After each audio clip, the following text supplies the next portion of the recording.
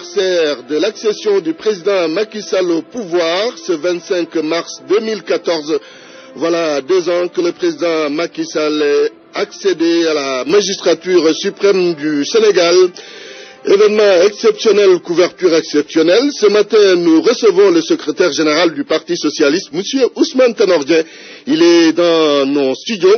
Alors, kon mbokk yi di déglu Radio Futur Média tey nag du 25 mars di tu fekk nag président Macky Sall di célébrer ñaareelu at bu mu yegsi ci pouvoir bi ñu dalal tey nag kii di Ousmane Tanor Dieng di secrétaire général du Parti socialiste. ñu sekk ak moom waxtaan bu am solo ci ay simili rek ñu ànd ceeg El Hadj Assane Gueye El Hadj ak El Hadj Assane Samba Diop ak Binta Diallo Mamoudou Ibra Kane directeur général du groupe Futur Média El Hadj maa ngi lay nuyu. maa ngi lay fay bu baax Antoine jërëjëf ñu ngi gërëm également ñëpp ñu ànd jamono yi ak RFM rajo Futur Média TFM télévision Futur Média Antoine wax na leen que mbokk yi tey mbégte la ñu am ànd ak président Ousmane Tanor Dieng mooy secrétaire général bu parti socialiste li waral nag ñu daal di ko invité fii ci dalab groupe Futur Média mooy tey ñaar fukki fan ak juróom ci weeru mars 2014 dañuy rek màggal ñaareelu atuk yegg si que président Sall ci boppu Sénégal. ci waxtaan wi nag dinañ ci ànd ak samay naataango waaye it am mbégte ànd ceeg sunuy directeurs généraux ñu ngi ak Mamoudou Ibra Kane directeur général groupe Futur Média Birane Ndour également directeur général adjoint waaye it El Hadj Alassane Samba Diop directeur de la RFM soxna Binta Diallo Adja Binta moo jiite desk politique bi ak Sophie Baro bu observateur ak sunuy naataango yu télévision Futur Média kon waxtaan wi mbokk yi laata muy commencé nag ku am gan di nga ko teral di nga ko dalal kilifa yaa ngi teew kon dañuy bàyyi rek Mamoudou Ibra Kane mu daal di dalal suñu gan président Ousmane Tanor Dieng laata ñuy door waxtaan wi en direct ak yéen ci RFM Mamoudou donc à vous pour le mot de bienvenue. jërëjëf El Hadj Assane Gueye maa ngi lay nuyu di nuyu mboolemu auditeur rajo RFM monsieur le ministre d'État bonjour. Bonjour. Je ne serai pas long. Le groupe Futur Média sur initiative comme par le passé de la radio RFM dirigé par Alassane Samba Diop, a le plaisir de vous recevoir. Mon mot est un mot de bienvenue à l'homme d'État que vous êtes, au républicain que vous êtes. Quand on évoque souvent votre nom, c'est ce que nos compatriotes retiennent. Ousmane Tanor Dieng est un homme d'État, est un républicain. Certainement, cette interview sera marquée par ce sentiment, ce jugement que les Sénégalais ont de vous. Cette interview se tient à l'occasion de l'an 2 de l'élection du président Macky Sall. Devant ce micro, votre prédécesseur, l'ancien Premier ministre Idrissa Seck et président du parti Rewmi, avait dit dans une phrase devenue célèbre, Rewmi doxul. Le pays ne marche pas. 2 ans après, vous nous direz ce que vous pensez de la marche de notre pays et de son avenir. Je ne serai pas long, je l'avais dit. Je vous laisse tout simplement entre les mains des intervieweurs du groupe Futur Média, comme l'a dit El Hadj Assane Gueye tout à l'heure, en vous renouvelant encore tout le plaisir que nous avons de vous accueillir ici. Merci. Merci beaucoup Mamoudou Ibra Kane ñu ngi lay gërëm bu baax di la sant c'est également un plaisir am la fi ak Birane ci sunu wet ci liggéey bi ci fànn yu ci ne saa su ne jërëjëf Mamoudou président ñu ngi lay nuyu di rafetlu sa teewaay. maa ngi leen di fay. laaj bu njëkk bi xam naa Hadj Alassane mooy benn bi rek ñaari at tey jëlee président Sall bi mu egsee ci nguur geeg léegi ban bilan d'étape nga koy defal yow mi nga xamante ni yaag parti socialiste li ngeen woote woon ci seen lëngoog APR ak Benno Bokk Yaakaar mooy ànd jiitendoo. Oui, jërëjëf El Hadj Assane. Je ne sais pas quel est votre protocole, mais je pense que je dois dire quelques mots pour répondre à notre ami au directeur général, Mamoudou Ibra Kane, qui m'a fait l'honneur, avec le directeur général adjoint, d'être présent à l'occasion de cette rencontre avec le groupe Futur Média. Je suis un peu en quelque sorte un habitué de la maison, mais jusque-là je n'étais pas arrivé au 5e étage. J'étais toujours au niveau du 3e. en général que je participais à une émission que lui-même il dirige avec talent, le grand jury. Donc je voudrais vous remercier d'avoir pensé à moi. Mon jeune frère Alassane Samba Diop m'a mis la pression, d'abord que j'accepte, mis la pression, et en acceptant quasiment tous les changements et les difficultés que j'avais à me libérer aujourd'hui. Mais c'est un grand honneur pour moi et je voudrais vous féliciter le groupe Futurs Médias. J'étais en train de dire à Mamadou Ibra Kane que au-delà de ce que vous faites, déjà, et vous êtes parmi les tout meilleurs, Elhadji Assane et notamment Mamadou Ibra Kane, je crois, et puis l'ensemble du groupe pour le travail que vous êtes en train de faire. Vous avez de grands chantiers, je crois. Et je voudrais vous féliciter pour ce que vous avez déjà fait et vous souhaiter une grande réussite. Youssou est un homme d'une très grande qualité. Je rappelle souvent que je fus le premier à lui dire que mais Youssou, il faut que toi tu t'intéresses un peu plus aux médias. C'est 10 ans après qu'il l'a fait, lorsque j'étais directeur de cabinet. Je l'ai rencontré une ou deux fois. Évidemment, on avait d'excellentes relations avec le président Abdou Diouf notamment, qui me l'avait présenté. Et depuis, on a gardé des relations d'une très grande qualité. Voilà, tout ceci pour dire que je suis heureux de me retrouver avec vous, de me retrouver parmi vous.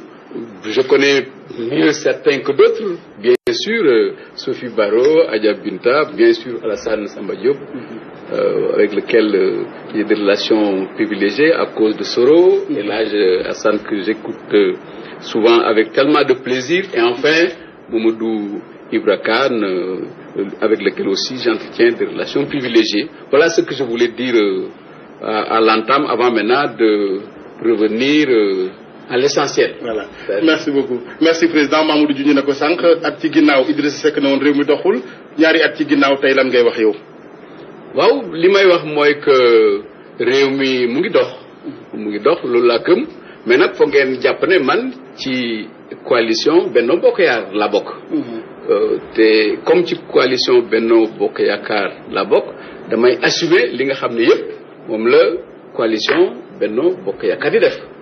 parce que suma loxo mu ngi ci biir suma xel mu ngi ci biir ñi nga xam ne it ñoom laa bokkal parti ñu ngi ci biir wax rek ne li am ci coalition Benno Bokk Yaakaar lu bees la ci Sénégal lu bariwul ci Afrique. Pourquoi muy lu bees ci Sénégal mooy que yàgg nañu liggéey ak ñoo xam ne bokkuñ ci suñu parti. bi ñuy liggéey ak Ablaye Wade waaye boobu bi ñuy liggéey ak Ablaye Wade ak Abdou Diouf la amoonal daanaka affaire suñ ko mënee waxee noonu. waaye ñaari suñu parti PS amuloon benn affaire ak PDS. bi yoon nag non seulement dañu nekk ci gouvernement bi bokk groupe à l'Assemblée ba pare itam suñu parti yi d'accord pour ànd liggéey. loolu bokkul ak li fi xewoon ba léegi. moo tax évidemment mu gën a jafe parce que jubale ay nit liggéey ak ñoom ci gouvernement lu yomb la parce que président mooy décider premier moo ci topp mais su dee ci mbiru parti moom beneen mbir la moo tax foog mu am ay jafe-jafe foog mu am ay tolof-tolof loolu ma fàttali ko wax itam ne li ci tegu mooy ci biir assemblée nationale liggéey ba nga xam ne ñu ngi fay liggéey ci suñu groupe Benno Bokk Yaakaar groupe liggéey bu rafet la amul benn problème ak ki nga xam ne Moustapha Diakhaté moo jiite suñu groupe parlementaire ci biir gouvernement bi itam ñi nga xam ne ñooñu fa nekkal muy Aminata Mbengue ak Serigne Mbaye Thiam ñu ngi liggéey bu baax ci biir gouvernement bi amul benn jafe-jafe ci li nga xam ne mooy liggéey boobu bu njëkk ba foofu lañ daan yem ak ñi nga xam ne ñoom lañ doon bokkal liggéey assemblée bi sax daanu ci bokk parce que même ci assemblée bi ku ne da nga amoon sa liberté mais bi yoon ñun ñoo tànn ndax ci commencement bi dañ ne dañuy ànd liggéey dañuy ànd wut ànd suñu amee nag ñu ànd liggéey ci loolu bi ñu koy wax boobu sax premier tour amagul parce que ñu bari dañuy wax ne mbir mi ci diggante ci 2 tours yi lañ daje du noonu ñu ngi daje bi nga xamee ne ñu ngi nekk Benno Siggil Sénégal ak ñoom mag yi nekk benn groupe boo xam ne Bokk Yaakaar donc quelque chose comme ça moom la woon waaw ñun bi ñu daje nag lañ créé Benno Bokk Yaakaar waaw loolu noonu lañ ko doxalee biñ créé Benno Bokk Yaakaar boobu nag dañ ne xam nga sax su ngeen ko fàttale ko boobu ci biir Benno Bokk Yaakaar boobu dañ doon wax ne ndax dañuy ànd def benn candidat wala dañuy am plusieurs candidats fekk Macky ne moom dafay présenté wu pour xam natt moom boppam naka la toll Idrissa Seck présenté itam moo tax boobu ñu ne dañuy def ne ku bëgg a présenté na nga présenté ku jiitu ci ñun yi des jàppale la deuxième tour yàlla def Macky jiitu bi mu jiitoo bi ñu seet sax ñi ci ëpp dañ ko ne en tout cas man dama ko ne soxlawuloon nga dem ma seet si parce que li ma digg woon mooy ku jiitu ñu jàppale la yow yaa jiitu yow la ñu jàppale boobu sans condition day waxtaane wuñ ndax su après lan mooy xew boobu waxtaane wuñ ko dañ koy jàppale daal dañuy ànd di ut li ñuy ut suñu àndee su yàlla defee ñu am ko ñu ànd liggéeyal Sénégal boobu waxuñ ay partager ay responsabilité ki nekk fii ki nekk fële en tout cas man waxuma woon loolu donc ñoom ci lañ nekk boobu ak léegi kon ngeen xam ne ñu jàpp ne li nga xam ne fi lañ toll fi mu ne ci liggéey bi jàpp naa ne ñu ngi liggéey waaye boobu itam réewuñ mbir mi du yomb parce que li taxoon ñu ànd mooy dañ doon réew mi fi mu toll nii daanaka mu ngi yàqu non seulement ni nga xam ne noonu la Abdoulaye Wade gisee ëllëg pour doomam remplacer ko waaye itam ci beneen fànn bi secteurs yi yëpp ñoo yàqu woon jàppoon nañ ne liggéey bi du yomb benn at bi wala ñaari at yi ñuy commencé lu jafe doon lay doon parce que dañuy essayer teg le Sénégal sur les rails ci loolu lañ nekk ñaari at yi liggéey bi mooy ñu fexe ba Sénégal nekk sur les rails loolu nag je crois que ñu ngi ci parce que su ñu demee ba ci biir naa leen wax li tax ma jàpp ne réew mi en tout cas li ci nit ñi xaaroon yëpp xëy na gisaguñ ko waaye nag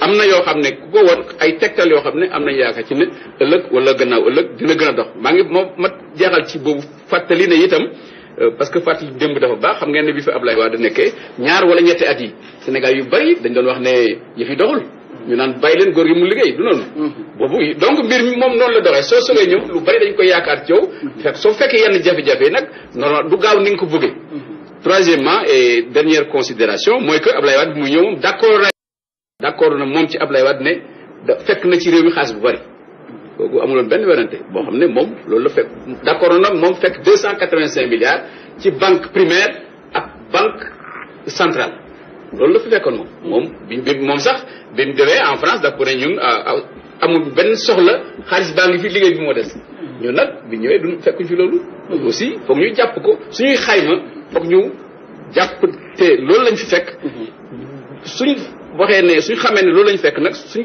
gisee li ñu fi def ñu soot ndax li ñu fi def doy na wala doylu wala manqué na wala manqué wul. ci njëlbeen bi ngeen ne fekku leen fi dara ñoom dañ ne xëy na waxi politicien rek la li ko Mamadou junjee sànq ñu ngi ak un homme d'état vraiment ku xam nguur est-ce que effectivement fekku leen fi dara la wala waxu ay wujj yu jël nguur rek la. non li nga xam ne mooy li ma mën a wax mooy fekkuñ fi ñun li nga xam ne ñoom moom lañ fi fekkoon waaw parce que ñoom li ci fekkoon moom kenn amul werante moom dafa nekk ci banque centrale ak banque primaire mooy xaalis boo xam ne moom lañ fekk Ablaye Wade reconnaître ne moom lay fekk ñu nag loolu fekkuñ ko fi biñ ko fi fekk li ñu fi fekkoon kay mooy ay jafe-jafe yu tar yoo xam ne Ablaye Wade parce que ñu ngi doon fay fonctionnaires yi kon kenn mënut a wax ne fekkuñ fi dara am na budget boo xam ne ay prévision de recettes et de dépenses kooku fekk am na mu ngi foon te loolu sax daanaka xam nga su suñ fekkuloon état bu dëgër boo xam ne depuis Senghor ak Abdou Diouf moom la Sénégal am ay institutions yu wër yu dëgër kon Sénégal kenn xamul fi muy fekk fi muy nekk fi mu ne. très bien El Hadj Alassane. waaw léegi monsieur le premier ministre secrétaire général wax nga ko ñaari at toog ngeen fii ci réew mi bu ñu bëggee xam ñaari at yi ngeen toog bi lan moo changé ci dunduñu Sénégal yi maanaam kii di yeewu suba teel di wut lu mu dundal njabootam boo xaymaa yow lan moo changé ci dundu doom bi ngeen toogee fii ba léegi. waaw li ma jàpp ne changé na ci moom bari na mais dañuy jël rek yi nga xam ne ñoo gën a fës yi gën a emblématique mooy quand même loyer bi nga xam ne wàññi nañ ko parce que ki nga xam ne ñi ëpp ci Sénégal yi ci dëkk bu mel ni Ndakaaru ay dañuy loué kooku nag su dee da nga xëy loyer bi nga wàññee ko yi nga xam ne ñoo gën a ñàkk doole ñu wàññee ko presque de 30% kooku moom xoymet la moom kooku da nga gis c'est physique kooku kenn du ko làmb dañ ko gis waa que loolu quand même lu am solo la ñu appliquer ko mettre ko en œuvre ak contestation yi nga xam ne locataires yi ñi nga xam ne ñoom moom kër yi xam nga loolu jàpp naa ne courage politique la te xel bu rafet la beneen bi itam loo ci mun di dégg biñ sogee ñëw wàññi nañ prix yi denrées de première nécessité yi diwlin ji ceeb bi te fexe nañ boobaak léegi quand même ni mu doon yokkoo avant yokkoo ko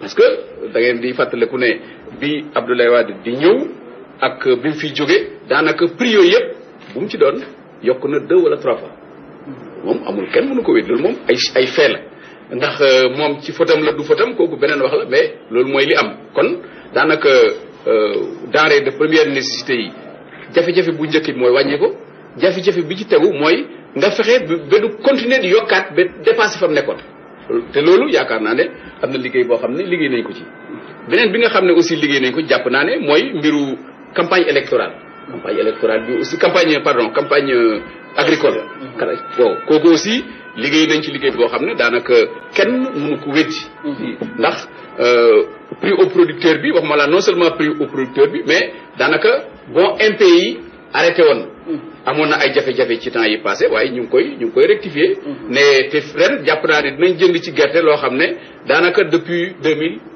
jëndatu mosuñ ko ci jënd waaw ñu ngi ci 200 autour de 200 000 tonnes xëy na balaa collecte bi jeex dina egg 300 000 tonnes loolu aussi je pense que lu am importance la beneen bi ci tegu nag mooy yeneen fànn yi nga xam ne liggéey bu baax def nañ ko ci mooy quand même moraliser la vie économique et la vie politique loolu c'est important parce que d'abord ci moom Macky Sall li ñuy wax sobriété simplicité loolu dafa am solo ci dëkk boo xam ne am bi bariwul te loolu quand même ni muy doxale gis naa ci man simplicité ak sobriété loolu dafa am solo parce que yenn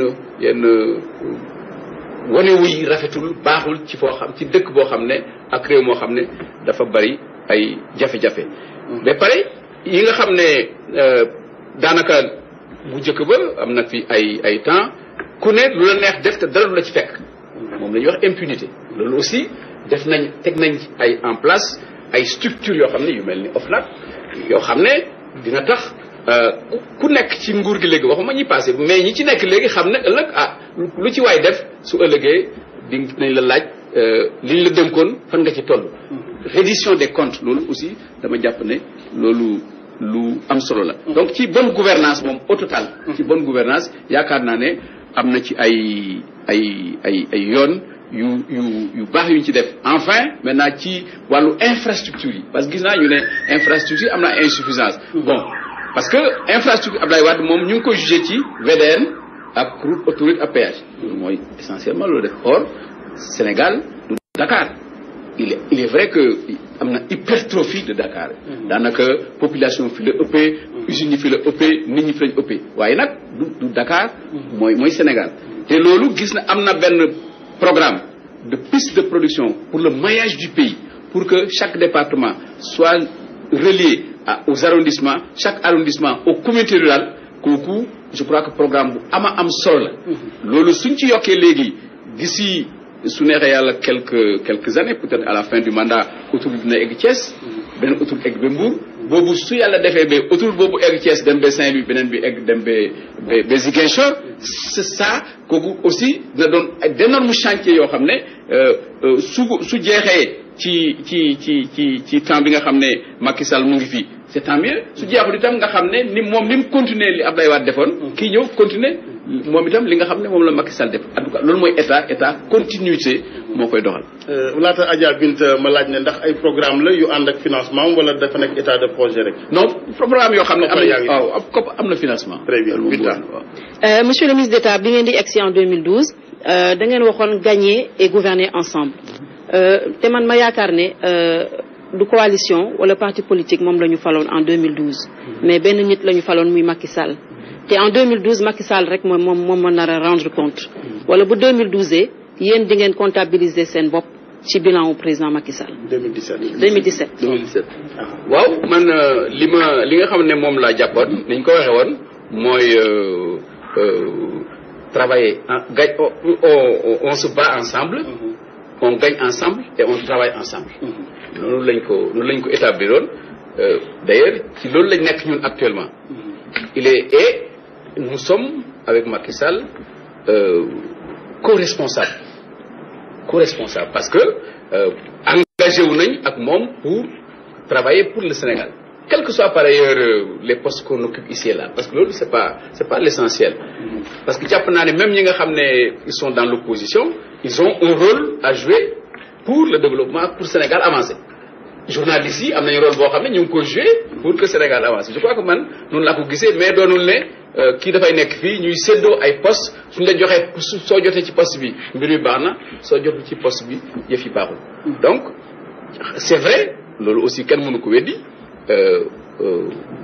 Macky Sall moom la Sénégal yi fal waaye itam bu leen fàtte ne Macky Sall daf ñu seet si boobu mu ngi am 26%.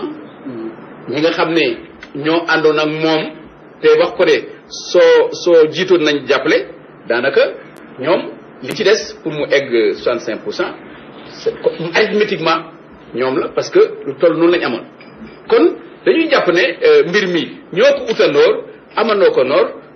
li ñu war a def mooy liggéeyal Sénégal pour ñu am résultats yi nga xam ne am nañ ko résultats yi certes Macky Sall lañ ciy jugé mais ñun itam foog ñu jugé ñu ci ñun dañ koy assumer bu am benn warante.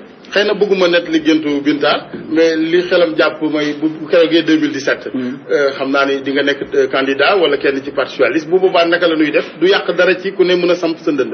non malgré li ngeen bokk nekk comptable de tout ça. non xam nga li nga xam ne d'abord xam nga ñun ci kooku waxtaan la boo xam ne effectivement am na importance mais dama bëgg a wax ne ñun ni ñu doxale ci parti socialiste lu ne dañ koy def bu mu jotee jàpp naa ne nekk ci gouvernement nekk ci équipe boo xam ne mandat bi ngeen am juróomi at la wala juróom-ñaari at Macky wax na ci boppam ne ko juróomi at la koy def waaw dama jàpp ne diir boo xam ne diir juróomi at la ñaari at yi matagul ñuy wax li ñuy def ci juróomeeli at bi kooku dama ne du méthode bu liggéey bu baax parce que li muy entraîner mooy réew mi nekk ci campagne électorale permanente loolu baax donc ñun lu mel noonu duñ ci waxtaan duñ ci wax fii ñu toll parce que ñun duñu liggéeyee noonu beneen bi mooy lu mel noonu ci ñun du bureau politique du secrétaire général du comité central du congrès moo koy dogal ci ñun parti bi moo koy dogal instance parti bi c'est-à-dire 120 coordination yi nga xam ne ñoo nekk ci parti bi suñu jëm ci lu mel noonu dañ leen di laaj yéen nan ngeen bëgg ñu doxale ko ñu joxe ko ñu soog a ñëw prononcé wu donc loolu moo tax ci fi ñu toll lu mel noonu ñun sóoraale wuñ ko ci suñu doxalin sóoraale wuñ ko ci ni ñuy liggéeyee parce que fi ñu toll nii li am solo mooy fexe ba nga xam ne engagement yi nga xam ne Macky Sall jël na ko te ñu jël ko ak moom ñu réussir engagement yu devant les Sénégalais c'est ça qui est le plus important. looy tontu ci ay jegeñaale président de la République yu ne gannaaw bi Moustapha Niasse ak partem ne ñoom duñu am candidat 2017 jegeñaale président de la République dañu ne ku ci nekk ci allié yi il faut nga déterminer wu nga wax ndax di nga bokk ci jongante 2007 wala doo ci bokk. waaw man nag xam nga duma tontu jegeñaale président de la République waaw su ko président de la République waxee man boobu dinaa tontu waaye jegeñaale président de la République moom duma tontu te loolu daal amu ci benn commentaire parti bu ne am nga ni ngay doxale am nga ni ngay gisee waaw parti boo gisee neneen respecté nañu li nga xam ne noonu la parti bi gisee waaye ñun nett naa leen ni nga xam ne ñun noonu la ñuy doxale fii ak boobu wax yu mel noonu duñ ci ne baax na duñ ci ne bon. Sophie Baro observateur. voilà monsieur le ministre d'État sànq yaa ngi listé ci question sama confrère Alassane Samba Diop domaine yi nga xam ne le président Macky Sall def na ci ay engagement ay jéego yu mat te mais ba léegi gis nañu Sénégalais yu bëri ñu ngi jooy naan dëkk bi dafa métti emploi des jeunes ñenn ñi dem bay naan dëkk bi dafa makki est-ce que loolu noonu discours boobu Sénégalais yi di wax tey jii méngoo na ak yow mi aujourd'hui li ngay naan ne réew mi dox na. non comprendre naa bu baax dégg naa li Sénégal yi am yenn Sénégalais yi wax waaye du Sénégal yëpp ñooy wax loolu quand même am na Sénégalais yu ne que loo ci mun di dégg am na yu baax yoo xam ne Macky def na ko am na yu baax yoo xam ne président def na ko tax na am nañ yaakaar ci ëllëg am na ñuy wax loolu am na ñeneen aussi ñu ne bon yëf yi dafa xaw a yéex ak yooyu loolu mënut a ñàkk démocratie lañ nekk démocratie aussi mooy loolu ku ne da ngay wax sa xalaat te ñun li ma comprendre mooy que loolu aussi gis naa ko ci Macky parce que man damay waxtaan ak moom dina déglu soo ko waxee loo xam ne dëgg la dina ci tenir compte loolu am na importance donc li nga xam ne Sénégal yi ñu ngi koy wax ku mu di doon dinañ ci tenir compte dañu xam ne lii la Sénégal yi di xalaat seet naka la ñuy def ba nga xam ne su ëllëgee su at mii ñëw mooy la 3e et la 4e année ñetteeli at bi année charnière la moom année charnière la parce que daanaka ci domaine yu bari tegaat nañ Sénégal ci raay bi li ci des nag mooy dawal moo ci des te yaakaar nañ ne ci xëy na dinañ ci ñëwaat ci plan Sénégal émergent notamment am na yaakaar bu mag a mag buñ am ci moom 2 ci projet 2 ci réforme yoo xam ne suñ ko defee am naa yaakaar ne problème yi nga xam ne yu bari yu amagul solution dina am solution mais ma wax rek itam ne foog Sénégalais yi xam ne àddina bi moo jafe waaw parce que waxtu wi Macky ñëwee ci pouvoir ku gis àddina xam ne ni mu doxee xam ne daanaka feebaru màgget la fépp mooy métti amul benn werante soo gisee léegi en France gis ngeen France ak ni nga xam ne noonu la élection locale yi doxee donc dañ jël élection locale def carrément élection nationale dañ ci attaque juge alors que bokkul en réalité waaye loolu li mu wane rek te loolu li ko tax mu mel noonu ci France mooy mbiru emploi moom casse-tête la ci kuy gouverner amul kenn koo xam ne mun nga wax ne man te soo ko waxee da ngay wax lu neex su ma ñëwee fii Sénégal ñëppay liggéey dootu am benn jafe-jafe kooku du waxi dëgg man li ma bëgg mooy ñu nga xam ne autant que possible ñu wax Sénégal yi li mun a am wax Sénégal yi li munta am kañ lay mun a am di wax nit ñi lu jaadu parce que nit ñi ay xel lañ yor soo leen waxee loo xam ne jaaduwul ici même suñu la weddiwul ici dañ xam ne loolu jaaduwul loolu munta am parce que gis nañ ne dëkk yi nga xam ne ñoo tolloog ñun wala dëkk yoo nga xam sax ñun ñooñu tane problème yi nga xam ne moom la ñuy régler emploi moom bokk ci loo xam ne mën nañ ko régler ba mu jeex. pour jeexal Alaaji Assane ci candidature ministre d'État ci présidentielle 2017. soo gisee ñu prêter la ay ambition présidentielle monsieur le ministre d'État c'est parce que dañu agité présidence assemblée nationale à l'époque dañ la déggoon nga ne il ne faut pas me mêler à ce débat là loolu tax xëy na ñu ne ambition présidentielle mi ngi ci yow ba léegi moo tax ñu njort ko. waaw non xam nga nit ñi moom de toute façon Sénégal moom kenn mënut a tere ñuy njort moom. waaw ñuy njort waaye dañ may jàpp ci man dama bëgg ñu di ma jàpp ci li may def ak li may wax. waaw loolu laa bëgg ñu jugé ma ci loolu. waaye li nga xam ne nag moom la yaakaar moom la nit ñi njort googu ajab bi man mënuma ci dara. débat bi ñu wax ci assemblée aussi man fu coow nekk coow pour xëccoo ay ndongo bokk ma ci. waaw pour coow di xëccoo ay ndombo bokk ma ci. ci li ngay wax newoon nga. sa dernière élection présidentielle moo doon 2012 ndax loolu moo am ba tey doo nekk candidat 2017. non xam nga foofu aussi ma fàttali li nga xam ne moom laa waxoon ma fàttaliwaat ko ba mu leer boobu ci man ni ma jàppe woon mooy que benn mandat su ma faloon man benn mandat lay def 5 ans bon nga xam ne da ngay am liberté doo am benn perspective ndax yaa ngi xaar beneen mandat donc doo am limite dooy xalaat ndax dañ lay réylaat ma ne kon benn mandat lay def. deuxièmement jàppoon naa ne su doon man lañ fal dootuma jiite parti socialiste loolu laa wax. ñu ne ma est-ce que envisager nga présenté wu ci élection bi ñëw ma ne non envisager wu ma présenté wu ci élection bi ñëw parce que pour man suñ ma falee benn mandat lay def te dootuma nekk ci bopp parti socialiste. ok kon buñ la faloon moo tax ngay wax. suñ ma faloon.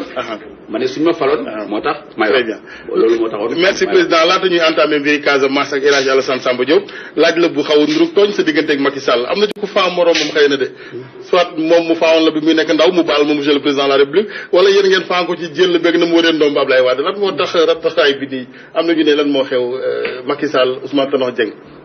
mais parce que en tout cas pour man dama gis ne nit ku dëggu la li ma gis ci moom parce que man damay waxtaan ak moom muy jóge ci gémmiñam ñëw ci sama nopp man tam mu jóge sama gémmiñ dem ci noppam li ma gis ci moom soo ko waxee loo xam ne jub na am na njëriñ pour Sénégal dina ci tenir compte et puis ku yëg nit la loolu aussi am na solo ku am teggin la loolu aussi am na solo ci man loolu lay jàpp ci nit loolu moo am solo malgré li mu doon président de la République taxawul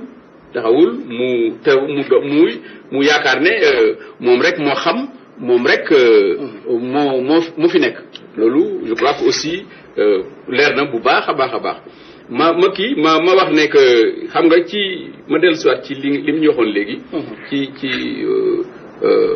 ci 2017 boobu effectivement wax naa ne que je n'envisageais pas de me présenter en 2017 waaw loolu moom maa ko wax très bien am na wuute ci sunu mbokk yi déglu wolof bi maanaam du ma nekk ak xëy na xalaataguma nekk ko je n'envisageais pas de me présenter en 2017 et jusqu'à présent je n'envisage pas de me présenter en 2017 maintenant ce qui arrivera le contexte de 2017 kenn xamul ce que ça va arriver en 2016 bon comment ça va se passer mais je ne ak base beeg parti beeg militant yi voilà c'est très clair parce que bëgguma moo ambiguïté pour conclusion yi ñuy tiré c'est dans tous les sens là loolu laa bëgg a leeral donc li ma waxoon noonu je m'en tiens à ça et je travaille dans ce sens là bon laata ñu dugg ci mbirum Casamance ñu bëri ñu ngi lay déglu xale yu ndaw yi parce que bi ngeen bëggee jël réew mi da ngeen ne ba la ñëw da ngeen ne créer emploi ñaari at xale yaa ngi toog di xaar mbirum emploi am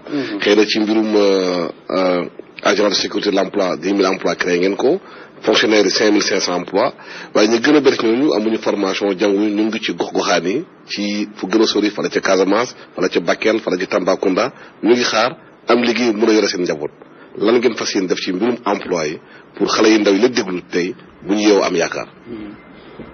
jërëjëf Alassane seetlu naa ne loolu moom ci sa question incontournable la bokk xam nga comme man damay déglu bu baax a baax loolu ménage moom et loolu baax la sax vraiment parce que c'est mooy suñu préoccupation ñun ñëpp c'est normal que nga di ko poser c'est normal que nga dañu parce que chômeur yi daa bari ci kër yi ku nekk ci ñun am na chômeur yi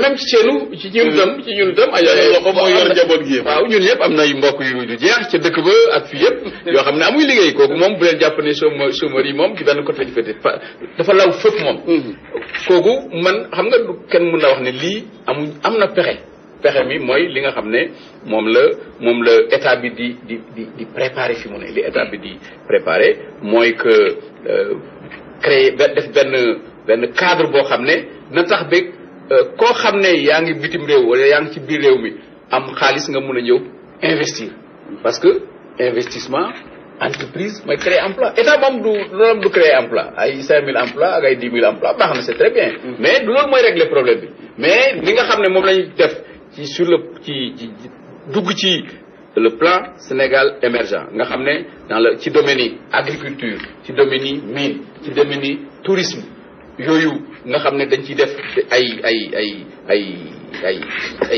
grand chantier je pense que loolu moo tax ñu mun a yaakaar ne ëllëg nañ créer ay emplois yu bari parce que li nga mun a créer ci agriculture par exemple ci ay emplois agriculture rek moo ko mun a créer mais faut que aussi Sénégalais xam ne mbéy ak loo dundee mbéy loo xam ne da nga koy jaay bitim réew muy jëriñ sa réew loolu mooy avancé loo réew mi mais loolu ngay wax dëgg la maa ngi la ci encouragé bu baax a baax nga di ko continuer di ci jëñat di leen ci laaj bu baax a baax ba xam lan lañ ci xalaat mais nag pour jox la ci réponse boo xam ne dina tax yow li nga bëgg a xam nga xam ko kooku yaakaar naa dina xaw a jafe xanaa bàyyi xel rek ne gune yi am nañ doole dañoo fi jëlee daanaka dañ naan demande sociale mais ñàkk xëyum ndaw ñi moo yóbbu nguuri fi ndawoon yëpp waaw kooku moom ba ci seen bos ci parti socialiste waaw kooku moom la d'ailleurs demande sociale majeure mooy la demande de l'emploi mooy demande sociale majeure Casamance fan yi ci ginnaaw ñetti fan président Sall nga fa woon ci ay boobaak léegi janga ca muy seeni jamono ba ci Abdoulaye Wade ci Macky Sall lan nga gis ne daal dëgg parce que nu ne xambe nañ ko taal bi am nañu nag ci atum 2014 gi ñu ne soo ko gis ne ndeke yëf yi xëy na économique daal fa lañ ko war a jaarale waaw kooku d'accord naa ci loolu gis naa ne itam ne quand même am na ñaari at yi passé ni ay wi doon tare ci Casamance wàññeeku na ci ñaari at yi passé je crois que loolu li ko waral mooy li nga xam ne Macky gise na ko problème Casamance non seulement problème Sénégal yëpp la mais programme sous-région bi la programme àddina bi yëpp la parce que fi armée yi jaar pour egg si Casamance ñi nga xam ne ñu ngi ciy dugal seen loxo te gisuñu leen li ko def ci en secret ñooñu du jeex du xaaj moo tax problème bu mel noonu su amee d'abord da nga ci war a boole réew mi yëpp du mbiru ñi dëkk Casamance rek je crois que loolu am na solo ba pare wóolu leen wax leen ne li nga xam ne moom du ma ko nangu du ma nangu indépendance mais su dee ni indépendance bi bàyyi nañ ko li ci des yëpp mun nañ ko waxtaan xam nga loolu je crois que loolu aussi tax na ñi nga xam ne ñoo ciy liggéey ñu gën leen a encouragé wax itam ne xam itam ne jafe-jafe yi effectivement ni ngeen ko waxe ni ko Alassane waxe ak yow ni nga ko waxe mooy que enclavement Casamance kooku moom problème la ci dëgg-dëgg parce que su dee ni sooy dem Casamance dafay dépendre ci Gambie kooku jaaduwul pour waa Casamance yi ak de sorte que loolu que ñu def que ñu Casamance ñu désenclavé ko xëy na sax loolu tax ñu am suñu ministère bu équipement mu am ñu boole ci désenclavement et loolu c'est extrêmement important parce que désenclavement bi moo intéressé ñi ëpp ci Sénégalais yi désenclavement bi moo leen intéressé yi ci des les grands travaux c'est essentiellement ci dëkk yu mag yi kon désenclavement boobu yaakaar naa ne lu réeréel li ci des nag mooy non ñu désenclavé Casamance par rapport ci Sénégal désenclavé aussi l'ensemble de la Casamance par rapport à la capitale historique c'est-à-dire Ziguinchor ak les autres capitales yi nga xam ne ñoo ñëw ci région yi je crois que loolu lu am solo la moo tax ci investissement yi ñu envisager xaalis bu bari pour dugal ko ci d'abord agriculture en Casamance parce que Casamance su doxee ni mu war a doxee daanaka su mun a doon grenier Sénégal waaw mun na ko doon li ci des mooy aussi de sorte que lu ñu fa mun di produire aussi suñ ko produire pare mu mun a ñëw à l'intérieur du Sénégal te loolu désenclavement bi moo ko mun et puis financer ñi nga xam ne te foofu aussi ay liggéeykat lañ ñuy góor ñuy jigéen ay liggéeykat lañ donc financer leen pour ñu mën a def seen liggéey yaakaar naa ne lu am importance la te loolu moo tax mu am importance lool que président bi dem fa non seulement dem fa waaye toog fa diiri ñetti fan du waxtaan ak ñi nga xam ne ñoom la Casamance intéressé def fa aussi discours bu am solo parce que yaakaar naa ne discours bi nga xam ne moom la Macky def en Casamance c'est un discours fondateur waaw osons la paix c'est très puissant lu am solo la parce que mbir mi nag loolu la il faut oser la paix je crois il faut oser la paix c'est comme indignez-vous je crois que c'est un peu comme ça lame de fond boobu mu construit dans le monde je crois que fii ci Sénégal war na doon benn lame de fond boo xam ne les Sénégalais tous ensemble doivent oser la paix c'est pas Macky seul c'est pas le gouvernement c'est les Sénégalais qui doivent oser la paix c'est les Sénégalais qui doivent comprendre que la Casamance ci biir Sénégal la bokk Casamance ci li gën a am solo la bokk que ñoom ñëpp ñu taxaw pour que jàmm am Casamance. est-ce que ci waxtaan bi mbirum Casamance am na contact direct ak rebelle yi ak ñoom Salif Sadio ñoom Sina Abdoul Badiane ak ñu ngi waxtaan ak président ak yéen ñi nekk ci biir nguur gi contact direct pour waxtaan nga ñoom ci naka la ñuy fexe pour jàmm ji ñëwaat. waaw yaakaar naa ne ñi nga xam ne ñoo nekk ci biir waxtaan wi te ma xam ci kenn ku tudd Robert Sagna jàpp naa ne ñoom am nañ contact direct ak ñi nga xam ne ñoom la ñu war a waxtaanal kooku moom am na léegi nag man personnellement aw ma contact direct ak ñoom xaw ma mbiru président parce que man aussi bëgguma wax loo xam ne wóoruma mais xam naa ne ku mel ni Robert Sagna am na contact direct ak ñoom te moom ci boppam am na yaakaar bu baax ne ñu ngi ci yoon pour am une paix définitive en Casamance. yu mel noonu nag du xëy rek sotti xëy na même suñu signé ba pare dina am fii léeg-léeg kenn fii léeg-léeg kalifale loolu mënut a ñàkk ci mouvement yu mel nii mbiru waaw rebelle. oui monsieur Ousmane Tanor Dieng ñu bëri nee nañu aspect économique ci crise u Casamance am na solo contact yooyu ngay wax am na solo waaye am na ñu ne dañuy fàtte dimension politique bi rebelles yi xam nañ ne ñoom dañu ne Casamance dafa war a nekk réew bu indépendant nguuru Sénégal d'accordu ci mais am na ñoo xamante ni dañu ne am na loo xamante ni mënul ñàkk il faut Casamance am statut autonome ndax loolu ànd nga ci non ànduma ci man suma bopp laa wax ànduma ci indépendance ànduma ci autonomie mais ànd naa ci li nga xam ne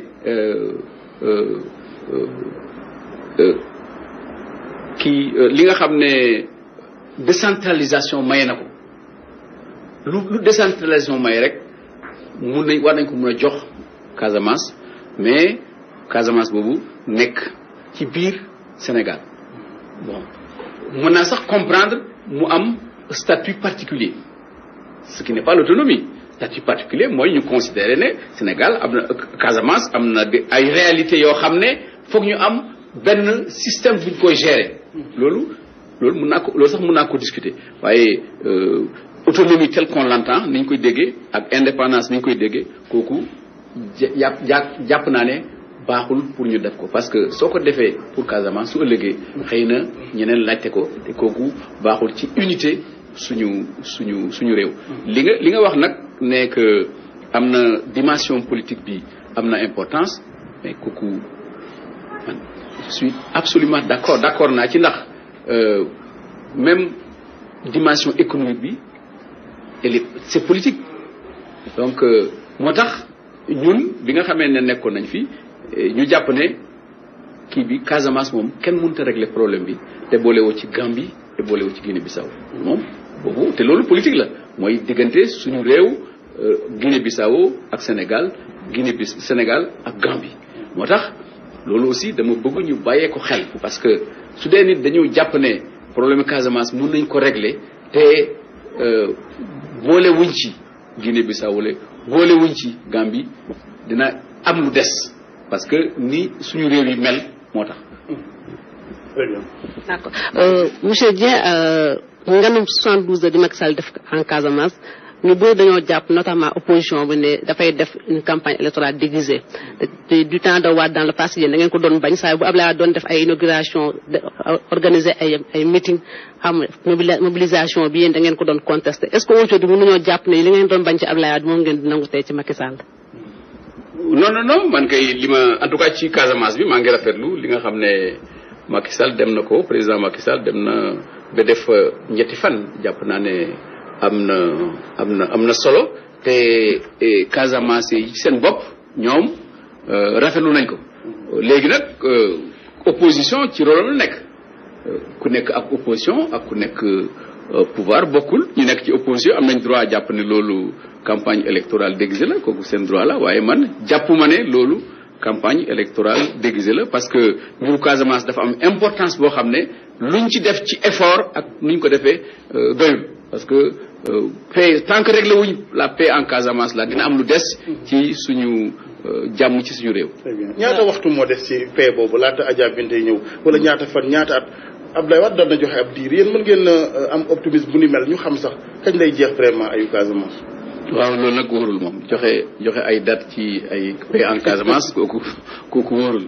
waaw loolu rek yaakaaru xëy na askan wi ak fi ngeen toll ci négociation yi lu concret dañ koy waxee. waaw li ma jàpp daal ne ñu ngi def ay jéego ci dans la bonne direction ci yow yaa ma gën a déggool waaw kooku daal ñu yaakaar naa ne daal yaakaar bi yokku na yaakaar fu jàmm am ci Casamance ci diir bu gàtt waaw. ok tey jii wax nañ ne pour jàmm mën a am ci Casamance faawu ñu boole ñëpp ñu bokk ci waxtaan wi gis nañu le maire de Ziguinchor toog fii ci grand jury wax ne sax nañ dem lever le mandat d'arrêt contre Kourouma Sané te yow jege nga président de la République lan mooy xalaatam ci wàllu woowule. ca dëgg-dëgg xaw ma lan mooy xalaatam ci wàllu woowu mais li ma xam ne wax na ko daal mooy loo xam ne rek suñ ko defee mun na indi jàmm ci Casamance te dëppoo ak suñu loi ak suñu règlement état moom prêt na pour def ko waaw loolu moom dégg naa mu wax ko léegi nag li ci des am na yu bari yoo xam ne quand même nit ki da nga xam fi nga war a yem parce que président de la République moom lañu fal. bon li nga xam soo nekkee ak moom aussi di liggéey ak moom di nekk ak moom mooy su amee loo xam ne da nga ko xalaat nga wax ko waaye toujours man dama ko naan su la ñëpp waxee ba pare yow yaay seet li nga xam ne moo dal sa xel nga def ko. mu mel ne yow ci weti président aussi da nga ci am stature boo xam ni moo gën a confortable ci yow ba tey ñenn ñi ñu ngi naan sànq ministre d'état ñi ne xëy na conseil du président. dafa mel ni yow lan moo waral nga taxawee nii ci wetam. waaw ministre d'état bi li ñu ko wax li tax ñu di wax mooy dama nekkoon ministre d'état ministre d'état ci bu njëkk wax moom ministre d'état yi tegu ci Abdoulaye Wade waaw xam nga boobu suñu waxee ministre d'état dañu xam ne kan la ñuy wax. du doon waaw boobu loolu ma nekkoon ministre d'état moo tax par protocole républicain moo tax ñu continué. donte yenn xibaar yi boole woon nañ la ci nouveau ministre d'état yu Macky Sall. bon soit maintenant ban rôle ngay joué ci wetam. ak ban statut lañ la mën a jox ci weti Macky Sall.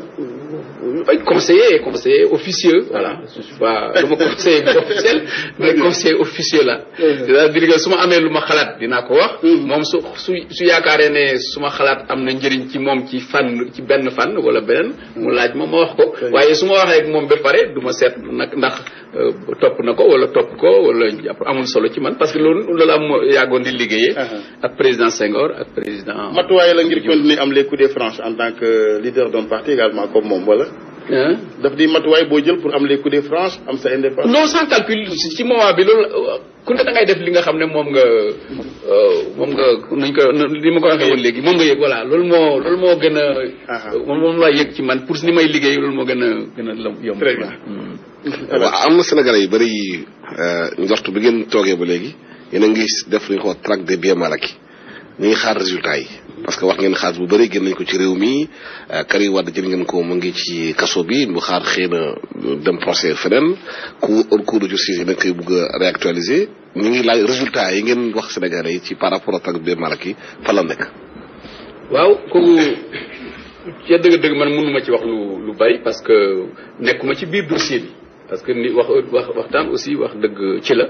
waaye li ma mën a wax daal mooy que traque des biens mal acquis moom normal la parce que engagement boobu ñun ñëpp ko jëloon avant élection yi ñëpp ci d'accord ci biñ nekkee ci Benno Bokk Yaakaar que principe suñ la joxee liggéey nga di ko liggéey ci xaalis Sénégal soo paree war nañ la laaj liggéey boobu nan nga ko doxalee xaalis boobu fan la dugg.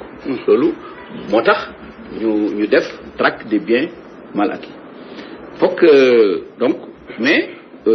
traque des biens mal acquis yàgg naa ko wax dafa supposer itam ne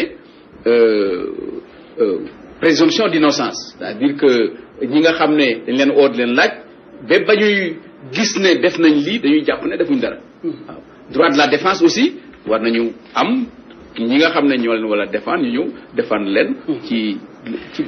ci yoon ak ni mu jaadoo. yooyu suñ ko respecté ba pare nag li ci des mooy ñu laaj leen su leen laajee. su dee ni li ñuy wax doy na juge bi ñi nga xam ne ñooy def instruction bi wala procureur bi amul problème su leen doy leen après ñu dem ci procès je crois que loolu moo ci des beneen bi nga xam ne li ma ci bëgg a yokk rek mooy affaire yi traque des biens mal acquis moom munta gaaw parce que xëy na ki nga xam ne moom ba muy jël xaalis bi di ko luubal wala di ko denc dafa jàppoon ne benn bés nañ ma ko laaj kooku soo buggee seet fan la def xaalis bi dafa yàgg. même ñi nga xam ne pays yi ñu koy def jàpp ngeen cas Nigéria ak pays yu bari yoo xam ne am na nit ñoo xam ne bu baax bi leen di topp ak léegi mën na fukki at wala fukki at ak juróom te tuuti lañ gis ci li nga xam ne moom lañ lugal kon fii ci Sénégal aussi mënut a gaaw foog Sénégal yi jàpp ne du loo xam ne gaaw na waaye li ci gën a importance mooy principe bi ñëpp Sénégalais jàpp ne à partir de maintenant. koo xam ne daal jox nañ la xaalis boo xam ne réew mi ñoo ko bokk loo ci def su ëllëgee nañ la laaj fa nga ko def kon nag da tax nit ñi moytu je crois que loolu déjà am na importance. bi ñuy door la traque des biens mal acquis on avait dit que le verre était dans le fruit parce que ñu ngi waxoon ne Karim Wade 7000 milliards lañ ko reproché ne moom la jël mais à l'arrivée un an après. gisuñu 700 milliards. à l'arrivée waxaguñu fu mbir yi toll. am na sax ay droits de l'homme yoo xam ne jóg nañu wax ne bu ñu gisul dara nañ bàyyi Karim Wade. yow lan moo ci sa gis-gis. waaw suñu gisul dara waaw xam nga comme ñu ngi seet. te seet bi pareegul kenn mën na wax ne gisaguñ dara te waaw mais dama yaakaar ne Adja Binta yaakaar naa dina gën a gudd loolu waxuma ne pour Karim nekk ñu jàpp ko la ñu bañ ko jàpp waaye pour ñu gis dara moom dina gën a yàgg donc moom. maintenant défini bu ñu nee ba naan éventuelle troisième mise en demeure yooyu quand même défini est-ce que yéen avec le recul quand même foog ngeen di réew noonu la war a doxee. ci denc nit rek ci lu amul àpp. non ko koy réew ni mu war a doxee mooy ni nga xam ne noonu la ko. loi ak règlement yi prouvé. yaakaar naa ne ci su avril jotee 17 avril ou mi-avril que dina am dénouement loolu la yaakaar. Très bien. Nous, dénouement bi procès ou bien libération. waaw je crois l'un ou l'autre mooy dénouement. troisième mise en demeure bi ñuy wax yow. ànd jàpp nga. non yaakaaruma ko. yaakaaruma ne mu amaat beneen troisième mise en demeure yaakaaruma ko vraiment. foog naa ne su bi pare ou bien ñu na am procès ñu jugé ko wala ñu bàyyi ko. waaye nag de toute façon comme affaire yi justice la. bon da ngay wax li nga xalaat rek waaye xam ne juge yi dañ ko dënk ñoom ñoo ko war a leeral. waaw xam nga ñu bëri nee nañu CREI Abdou Diouf moo ko créé woon bu mu ñëwee jël nguur gi Macky Sall réactivé ko ñu bëri nañu CREI nu muy fonctionner day violer droit de l'homme ndaxte bi la jàppee amuloo défense amuloo foo ko mun a clamé lu dul dem tribunal ou bien dem procès. est-ce que loolu Sénégal fu mu toll léegi ci mbirum droit de l'homme ci mbirum droit international jaadu na Sénégal am genre cours yooyu. waaye li ma bëgg a wax ci loolu Alassane mooy que ma fàttali rek ne CREI bi ñu koy créé coow lu bari la woon dafa amoon ñaari cas ci magistrat yi gën a mag ñenn ñi ne war nañu créer CREI lu tax ñu war a créer CREI parce que alalu réew kem amul soo ko jëlee ba pare am na yoo xam ne sax jaaduwul ñu di ko seet pour suñu lay topp ñeneen ñi ne non même su dee da nga jël alal réew suñu la topp itam dafa am yoon yoo xam ne moom lañ ko war a jaarale groupe yooyu ku ne ñoo doon wax ak le président Abdou Diouf ñi nga xam ne ñoo d'accordoon ne CREI bi dañ koy créer pour que décourager complètement ñuy détourner ñooñu ñoo mujj remporter ba ñu créer noonu lañ créer CREI donc coow loolu ngay wax fi mu ne bi ñuy créer CREI ci la coow loolu commencé ñii xalaat lii ñii xalaat lale ñu la jàpp ne ñu bari dañuy waxoon ne au fond soxlawul ngeen di créer CREI parce que li nga xam ne moom la CREI def am na ci suñu arsenal législatif ak réglementaire loo xam ne doyoon na pour ñu jàpp koo xam ne dafa def li nga xam ne moo tax ngeen créer CREI donc noonu la mbir mi tëddee donc coow loolu d'accord naa ne am na d'accord naa itam ne mun naa comprendre ne ñu bari wax ne que CREI ni muy doxee jaaduwul parce que améliorer yëf yi comment yeneen ëtt yu gën a améliorer yëf yi waaw lu mën a nekk la réformer waaw lu mën a nekk la dafa war a nekk sax dafa war a nekk comme parce que quand même mënuñu jël benn institution ñu lal ko ci coow muy dund ci coow kooku baaxul ci réew ko dañuy seet réew moom soo koy doxal da ngay seet li nga xam ne ñi ëpp ci réew mi loolu ñoo ci lañ d'accord ne loolu moo baax ñu jéem ko doxale noonu la ñuy def loolu mooy lañu consensus noonu lañ koy créer réew consensus moo koy lan loo xam ne amul consensus rek du sotti suñu demee ci même ci constitution suñu demee ci code de la famille yooyu yëpp xam nga yu code électoral yooyu waxtaan bi juboo ba nga xam ne su ko Abdoulaye Wade defee du Macky ñëw dindi ko su ko Abdou Diouf defee Abdoulaye Wade ñëw dindi ko ci réew ci loolu lay reposer su amul consensus moom remise en cause permanente perpétuelle ci loolu baaxul. Très bien. tey jii dañu jàpp ne la traque dafa essoufflé un peu parce que au début du woon Karim Wade rek moo doon jaabante gendarmerie Colobane am na député yoo xam ne sax yëkkati nañu seen immunité parlementaire am na ñoo xam ne dañ leen tere woon génn ci réew mi sax léegi commencé nañ leen bàyyi ñu génn le problème c'est quoi est-ce que dañu transiger parce que le président était d'accord pour une médiation pénale est-ce que dañu fay wala dañu joxe xaalis du tax ñoom déggatuñu dara ci seen mbir ci wàllu traque des biens mal acquis. Adja kooku nag pour ma tontu ci wax. Très bien. ma fàttali maa yow ñoo jeex. dama am lu ma ciy njort rek. yow itam nga am loo ciy njort. yéen a ngi en direct ci rajo Futur Média mbokk yi ñuy dalal président Ousmane Tanor Dieng ci kaw 25 mars 2014 gi nga xamante ni. waaye Alaaji Assane pour wax ne ñaari at ci bopp Sénégal. deux minutes rek ma wax ne que au fond xam nga li indi mbir mi mooy niñ ko doxale xam nga su doon ni ci ci liggéey bi du lu xew rek fës médiatisation bi nga xam ne moo am ci processus bi moo indi coow li parce que su amuloon médiatisation kon dina am médiation pénale mais su doon ni amuloon médiatisation nga xam ne pratiquement c'est les procès-verbaux mooy nekk dans la presse fu lu yëngu ñëpp xam ko mais soo ko defee noonu nag le choix est que évidemment du mun a am médiation alors que le plus important était que Sénégal ñu rentrer dans la majorité des fonds qui ont été pris. médiatisation bi ki ko gàddu woon surtout ñëpp xam nañ ko moo nekkoon ministre de la justice nekk tey premier ministre Aminata Touré. loolu critique la boo koy def wala. non que pas adressé wul ci moom parce que jàpp na je me demande ndax moom la est-ce que parce que pour que procès-verbaux yi nga xam ne enquête de police bi moo ko yor ñu di ko génne. Je ne crois pas que ce soit le ministre de la justice là le garde des Sceaux yaakaaruma ne moom la. waaw pour confirmer en tout cas ku ko mun di def baaxul. pour appuyer kon suñ ko defuloon je suis persuadé que on serait mieux avancé. Et puis c'est ça qui serait conforme quand même au secret de l'instruction. waaw monsieur le ministre d'accord pour appuyer sama directeur médiatisation bi ñun ñëpp fekk nañu fi moi je pense que avant procès-verbaux yi procureur Aliou Ndao moo njëkk a def conférence de presse joxe la liste des personnalités yi nga xamante ne sont concernées par la traque est-ce que tey mënuñoo wax ne médiatisation bi ci état la commencé d'abord. loolu d'accord ma ci woon moom même conférence de presse bi ak ni ñuy doxale d'accord ma ci woon kooku lu leer a leer la moom. xam naa ak ay chèques yi ñu doon génne ñu moo ko joxe. waaw yooyu baaxul médiatisation baaxul. am na yoo xam ne c'est ça se fait dans le secret du cabinet du juge. waaw kooku soo bëggee mu efficace noonu nga koy def. waaye soo demee lu xew ñëpp yëgandoor ko ñëpp waxandoor ko. kooku doo avancer ci lenn. même su dee day reposer mbiri indépendance justice ak fexe ba réformer ko. ñu am seen mais est-ce que woon aussi tactique politique. lu ngeen ñëwee ci nguur gi premier moyen amul ndar yi ngeen jox Sénégalais ngeen génne loolu pour nit ñi mun ko di seeñu en attendant. waaw loolu aussi njort la rek xam nga njort ba tey ci waxtaan wi kon mbokk yi président Ousmane Tanor Dieng xam naa waxtaan wi li ci des bariwul ci wolof gi ngir sama gars yi continuer ak français gi ñu waxtaanee politique gi xëy na local yi parti socialiste d'abord nu mu ci fas yéene demee. ci biir Benno Bokk Yaakaar. li ñu arrêté mooy que ñu waxtaan foo xam ne mun nañ fa ànd ñu ànd fa. fi nga xam ne mënuñoo ànd ku ne demal sa bopp suñ paree ñu dajewaat ci conseil municipal.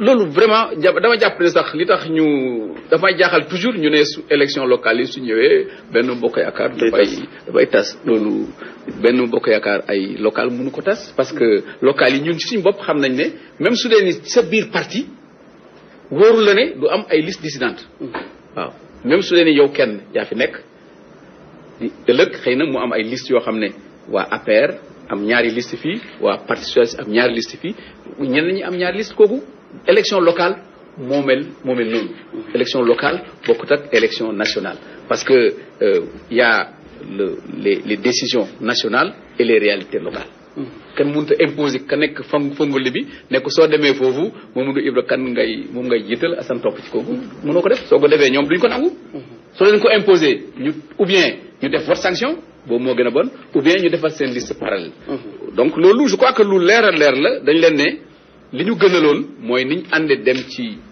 jàppale Macky ci présidentielle ànd jàppale ko ci ànd ci élection législative li ñu gënaloon su mu ne am ñu ànd aussi ci élection locale mu am liste Benno Bokk Yaakaar donc fu mun a am waxtaan leen su ngeen waxtaanee ba juboo yéen ci seen bopp ñun d'accord nañ ci fu ngeen juboowul te nga xam ne ñun mun leen fexe ba ngeen gën a jegeyante nañ ko def foo xam ne yéen d'accord ngeen ne mu leen a ànd ngeen assumer ko ku ne defar listam ngeen dem ci élection su élection yi pare ñun ñëpp ñu dajewaat conseil municipal defaraat groupe Benno Bokk Yaakaar.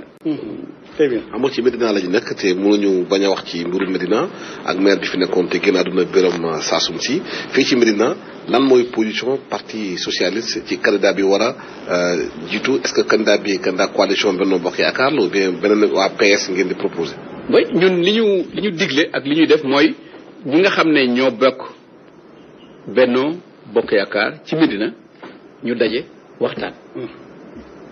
suñu waxtaanee te d'accord ci ne fii ci Médina mun nañ def liste commune ne xayrun ñu def liste boo xam ne liste Benno Bokk Yaakaar la suñ d'accordul ci def liste commune ku ne jàpp ne man maa war a gañe ñu leen kon ku ne yow jàpp nga ne yaa war a gañe dem leen ku ne seet ñi nga xam ne ñoom nga mun a àndal nga ànd ak ñoom après waa Médina tànn ku leen neex suñ tànnee ba pare ñu conseil municipal bu Médina ñëpp àndaat. président ci wàllu anam yi voté yin wi mooy mode scrutin bi am na ñu ne daal Macky Sall ak i gaam kiñ ci diir du kenn ku dul Khalifa Sall fii ci Ndakaaru dégguñu la ca déggaguñ ci parti socialiste loolu daf may ma am rek rapidement rek sa digganteeg Khalifa Sall lan moo ci xew dëgg. non dara ko amul benn pro xam nga nit ñi ñoom xamuñ ñooy wax rek waaye Khalifa yàgg nañ parce que moom ci bopp Khalifa président Abdou Diouf ci boppam moo ma woo ko boobu xam nga dënk ma Khalifa noonu la suñu diggante doxe te boobaak léegi amul benn xarma yàlla su amee loo xam ne jàpp na ne daf ma ko war a wax daf may seet si wax ma ko ma wax ko li ma ci xalaat su ma amee li ma xam ne moom itam moom laa ko bëgg wax dama koy wax moom mu wax ma li mu ci xalaat donc suñu diggante. yooyu mu ngi am yooyu ndaje parce que ñenn ñi dañu foog ne xëy na sorianto dafa am. non barkaat yi de man na peut-être du am weer boo xam ne gisante wuñ ñëwul seet si ma ñuy waxtaan. amuñ benn problème. maak moom donc te duñu am problème sax parce que duñu am problème personnel. léegi nag waxuma ne ci ni ñuy gisee politique ak ni ñuy doxalee parti bi ñoo ci bokk gis-gis kooku c'est normal parti démocratique la ku ne ni nga koy gisee ku ne ni nga koy xalaatee suñ bokkul xalaat li nga xalaat bi nga xam ne mooy mujj mooy xalaat bi nga xam ne moom la parti yëpp yaakaar donc amul question de personne daal ci suñu diggante ak ci diggante ñeneen ñi nga xam ne yëpp ñoo nekk ci parti. mel ni Aïssata Tall Sall ak ñeneen ñëpp. non ak ñoom ñëpp amuñ benn xaarma yàlla ñun suñ parti dafa am nu doxalin boobu moom dara changé wu ci comme ni ngeen ko gisee fi mu ne jeexal nañ pratiquement jaayum carte mi ñu ngi def renouvellement yi ci 120 coordination yi daanaka am na ñeent fukk yoo xam ne pare nañ jàpp nañ ne fii ak weer wi dee wala avril di avancé coordination yëpp nañ def seen renouvellement démocratiquement te loolu yaakaar naa bariwul parti koy def Sénégal régulièrement bon su loolu pare itam ñu koo xam ne bëgg nga nekk candidat pour jiite parti bi da nga naan bëgg naa nekk candidat suñu amee ñaar wala ñett yu bëgg a nekk candidat ñooñu ñu dajale leen wax leen ne est-ce que comme ni ñu koy defee fii rek est-ce que mu ngeen a def benn équipe su dee mun na am ñu def équipe boobu su dee munta am aussi ñu dem ci coordination bu ne prononcé wu léegi ñun xewi na complètement pour ñun congrès boo xam ne 2500 délégués ñuy voté kooku moom ay tractation non coordination yi nga xam ne ñoo nekk ci Sénégal yëpp coordination bu ne ñun. gis nañ Mamadou Ndoye secrétaire général de la LD ci grand jury ne moom day soutenir Khalifa Sall en 2000 aux prochaines élections locales yow en tant que secrétaire général du parti socialiste est-ce que di nga soutenir Khalifa Sall wala jàpp nga ne Khalifa Sall war na mën a def un second mandat. yow itam Khalifa Sall nekk secrétaire à la vie politique nekk parti socialiste nga laaj ndax parti socialiste na ko soutenir loolu ça va de soi kooku. kon da jàpp nga ne war na mën a am un deuxième mandat. mais loolu lañu yéene ñun non seulement jàpp nañ ko mais loolu lañu yéene. ndax yéen a ngi ciy liggéey. ñu ngi ciy liggéey bien sûr. parce que topp mbooloo meeg Benno Bokk Yaakaar bëgg lu neex Macky Sall également parce que ñoom it dañoo bëgg place su Khalifa Sall. waaw mais nag xam nga comme Dakar waa Dakar ñooy fal xam nga waa Dakar ñooy fal. li am importance rek mooy waa Dakar wóolu ne gis ne jàpp ne Khalifa Sall mu ngi liggéey bu baax loolu rek moo am solo parce que lu ñu mun di def nag te ñoom ci seen bopp ñoom ñi nga xam ne ñiy fal. wóoluwuñ ko jubluwuñ ko du am njëriñ li am solo rek mooy te loolu yaakaar naa ne mu ngi ci parce que quand même ñëpp d'accord nañ ne moom ni muy doxalee ci mairie Dakar doxalinu Benno Bokk Yaakaar la waaw même ñi nga xam ne ñoo nekk ci parti bi dañuy jàpp ne moom dafa faral ñi bokkul ci parti bi tellement Benno Bokk Yaakaar lay doxal loolu moom kenn mënu ko werante waaw ñi nga xam ne ñooy liggéey ak moom ñoo ko wax mais normal na aussi amul benn problème ne parti au pouvoir ak yeneen parti bugg a nekk bugg a yor mairie Dakar parce que mairie Dakar dafa am importance donc c'est normal c'est légitime que ñeneen bu ko yor kooku ñun gis jàpp nañ ne loolu amul benn werante mais loolu aussi yooyu yëpp dañ koy waxtaanee dañuy waxtaanee Ndakaaru fi mu ne naka la Benno Bokk Yaakaar war a doxalee Ndakaaru fan lañ mun a àndee fan lañ munta àndee ak pour ànd bi rafet mu mujj rek wax ne foog ñu jàpp ne aussi que collectivités locales yi ay démembrement état lañ pour jàmmi réew mi fokk jàmm am ci collectivité locale ak état c'est-à-dire maire de Dakar ak président de la République dañu war a am rapport yu baax. di waxtaan di sottante xalaat loolu moo baax ci Sénégal loolu mooy li normal te loolu la jàpp moo war a am. moom la ñuy jàpp itam ndax xel mën naa nangu ñu joxe suuf su am solo ci corniche bi bokk ci domaine public maritime te ville de Dakar bokkul ci waxtaan bi li may wax mooy que ni xam naa ne diplomate nga xaaruma ci yow nga def ay critiques à l'endroit de notre pays waaye benn ambassade bu bees bi nga xamante ne réewu Turquie moo koy tabax ci corniche bi ñu bari ànduñ ci lan mooy position Ousmane Tanor Dieng en tant qu'acteur politique. mooy moom laa doon junj léegi dama ne loo xam ne capital dafa sensible de sorte que koo xam ne ëllëg kan xamul kan mooy nekk maire de Dakar mais ku nekk maire de Dakar ak état bi c'est-à-dire président de la République dañu war a am ay rapports privilégiés loolu mooy jàmm Sénégal loolu mooy li nga xam ne moo normal.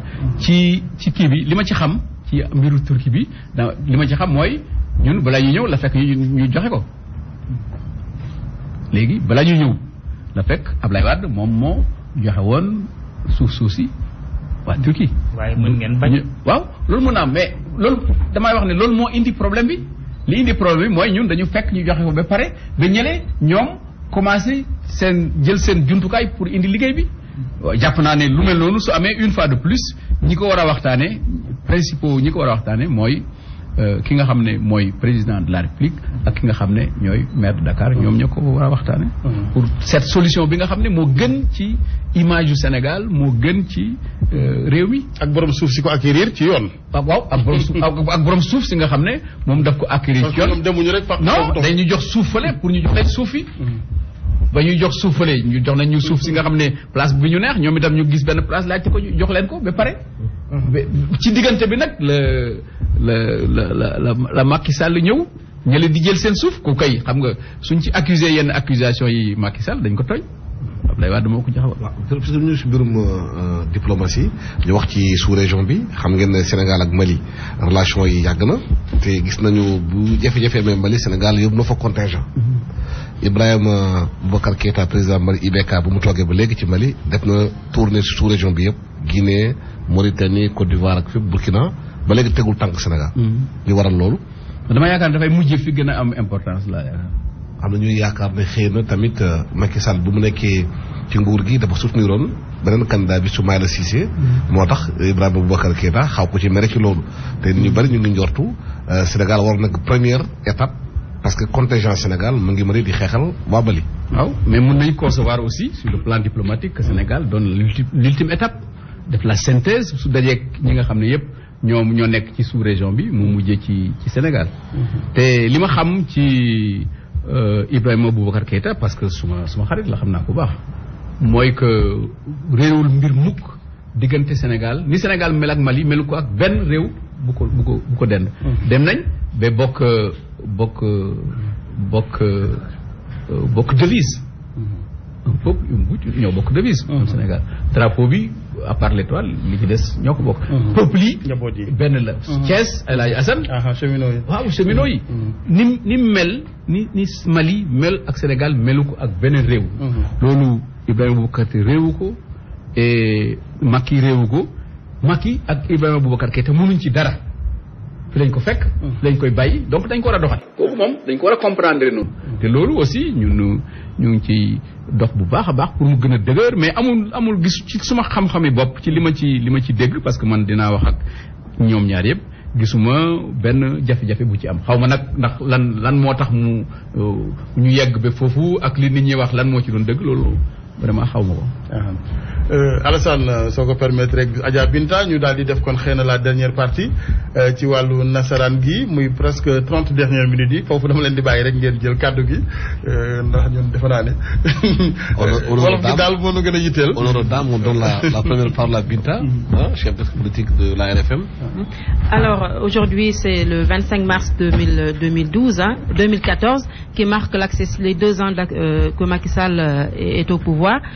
Quel bilan aujourd'hui vous tirez de la gestion de Macky Sall et de ses alliés? Oui, merci Adja Binta. Pour moi, je pense que le bilan est largement positif. Je le dis parce que le Macky Sall a hérité d'un pays en ruine. Et ça, c'était le diagnostic que nous avions tous fait ensemble, en disant que aujourd'hui, non seulement il y a une intention de succession monarchique, mais c'est que tous les secteurs productifs sont en lambeaux, que le cadre macroéconomique a été déréglé et que le Sénégal doit être mis sur les rails. Et la condition pour que le Sénégal soit mis sur les rails est le départ d'Abdoulaye Wade. C'est pour ça que, avant même le premier tour, nous avions, dans le cadre de Benno Siggil Sénégal puis de Benno Bokk Yakaar, dit que nous allions tout faire pour qu'il parte. Et de ce point de vue, nous étions engagés à nous battre ensemble, à gagner ensemble et à servir le pays ensemble. Je préfère cette formule-là que gouverner ensemble en réalité. Parce que ce dont il s'agit, c'est que nous avons travaillé pour que Macky Sall soit élu. Nous assumons ce qu'il fera et ce qu'il a déjà fait, tant que nous serons ensemble, positivement et négativement. Mais c'est quand même lui qui va rendre compte. De ce point de vue-là, nous faisons la distinction entre sa situation et la nôtre. Et de ce point de vue-là, je pense que chacun des secteurs productifs et le cadre macroéconomique aurait suffi pour faire une émission. Mais si on s'en tient aux actions qui sont les plus emblématiques, c'est que de ce point de vue-là, la réduction, la diminution du coût des loyers me semble être une mesure d'une haute portée sur le plan social. Parce que quand même, réduire le coût du loyer des plus démunis de 29% me semble être d'une grande importance. Et il a fallu, à mon avis, beaucoup de courage pour prendre une mesure de cette nature. Et c'est bien que les Sénégalais, dans leur ensemble, aient accompagné une mesure comme celle-là. Il y a aussi la diminution des prix des denrées de première nécessité. Je pense là aussi que quelque chose d'important a été fait. Bon, insuffisant peut-être, mais on a pu quand même diminuer dans un premier temps et faire de sorte que les prix ne continuent pas à grimper. Cela me semble être d'une grande importance. Dans le domaine agricole aussi, il me semble que des pas sont faits dans la bonne direction, parce que aujourd'hui la commercialisation de la campagne est de mieux en mieux maîtrisée, pour qu'on en arrive cette année on en arrivera peut-être entre 250 et 300 000 tonnes. Et j'ai vu le ministre de l'Agriculture au groupe consultatif défendre ce qu'on peut appeler son initiative riz pour l'autosuffisance en riz. Et la manière dont lui-même il a présenté son programme a convaincu beaucoup de partenaires techniques et financiers qui sont prêts à nous aider dans ce sens-là. Et si on arrivait d'ici la fin du mandat, ou peut-être avant, comme il le souhaite, à régler le problème de notre autosuffisance en riz, ce serait quelque chose d'important. Et tous les efforts qui sont faits dans le domaine de l'agriculture me paraissent être de nature à aider à même régler d'une certaine manière, ou en tout cas améliorer la situation de l'emploi des jeunes ou du chômage des jeunes comme on peut l'imaginer. Donc, et avec le plan Sénégal émergent, je pense qu'il y a beaucoup d'espoir pour que il y ait au niveau des 27 projets et puis des 17 réformes qui les accompagnent, qu'on ait le socle, le cadre dans lequel le Sénégal va évoluer et régler ou améliorer la situation économique globale du pays. Ça aussi, je pense que c'est une mesure, une initiative qui est emblématique et qui est particulièrement importante. Et dans tous les autres secteurs, je crois qu'il y a une prise de conscience, l'élevage aussi, avec notre autosuffisance en lait, parce que c'est important. Le secteur de l'éducation, je crois que des efforts importants sont faits et sont en train d'être faits pour pacifier ce secteur-là, tout en prenant des mesures qui sont indispensables. Parce que l'enseignement supérieur, avec le ministre Mary Teuw Niane, qui fait preuve d'une grande intelligence de cette situation-là, arrive progressivement par des réformes hardies à améliorer la situation. La même chose est faite au niveau de l'éducation nationale. Et là aussi, je pense que plus que sauver les années scolaires les unes après les autres, on doit pouvoir avoir, d'ici la fin du mandat, arriver à concocter un pacte de stabilité pour qu'on ait des années zéro grève et qu'on puisse maintenant vraiment remettre notre école à la place qui a été toujours la sienne, c'est-à-dire être parmi les universités ou les écoles qui sont les meilleures dans le domaine de la santé et tout ce qui a été fait sur le plan social. De ce point de vue-là, d'ailleurs, beaucoup de décisions qui sont prises par Macky Sall, notamment sur le plan social, les socialistes l'auraient pris, parce que nous, le social est essentiel. Mais de plus en plus, ils disent qu'ils sont des social-libéraux ou des libéraux socialistes. Bon, le social, en tout cas, je pense qu'il y a des choses importantes qui sont en train d'être faites et que nous partageons et que nous soutenons et qui se font dans des conditions difficiles. Mais je pense qu'il faut quand même que l'on comprenne que nous vivons dans un monde en crise, dans un monde difficile et dans un monde complexe. Les choses ne peuvent pas survenir du jour au lendemain. C'est pourquoi cet appel au travail me paraît essentiel. Il faut que les Sénégalais assument, et il faut que les Sénégalais s'accaparent de ces mesures hardies qui sont envisagées et en font leur propre affaire. Parce que je crois qu'attendre tout comme ça de l'État, du président de la République, mais je pense que ce n'est pas possible. Il a beau avoir la plus grande volonté, il ne peut pas à lui seul régler cet ensemble de problèmes. Tout ce qui sera fait dans le code minier, parce que là, je crois qu'il y a des niches là de ressources là qui n'ont pas été suffisamment exploitées. On me dit que du point de vue de nos ressources minières en général, le taux d'exploitation ne dépasse pas 10%. Donc c'est énorme ce qu'il y a comme possibilité. Ça va aussi dans tous les autres secteurs de production. Oui, mais aujourd'hui, monsieur le secrétaire général, les jeunes Sénégalais qui vous écoutent cherchent de l'emploi.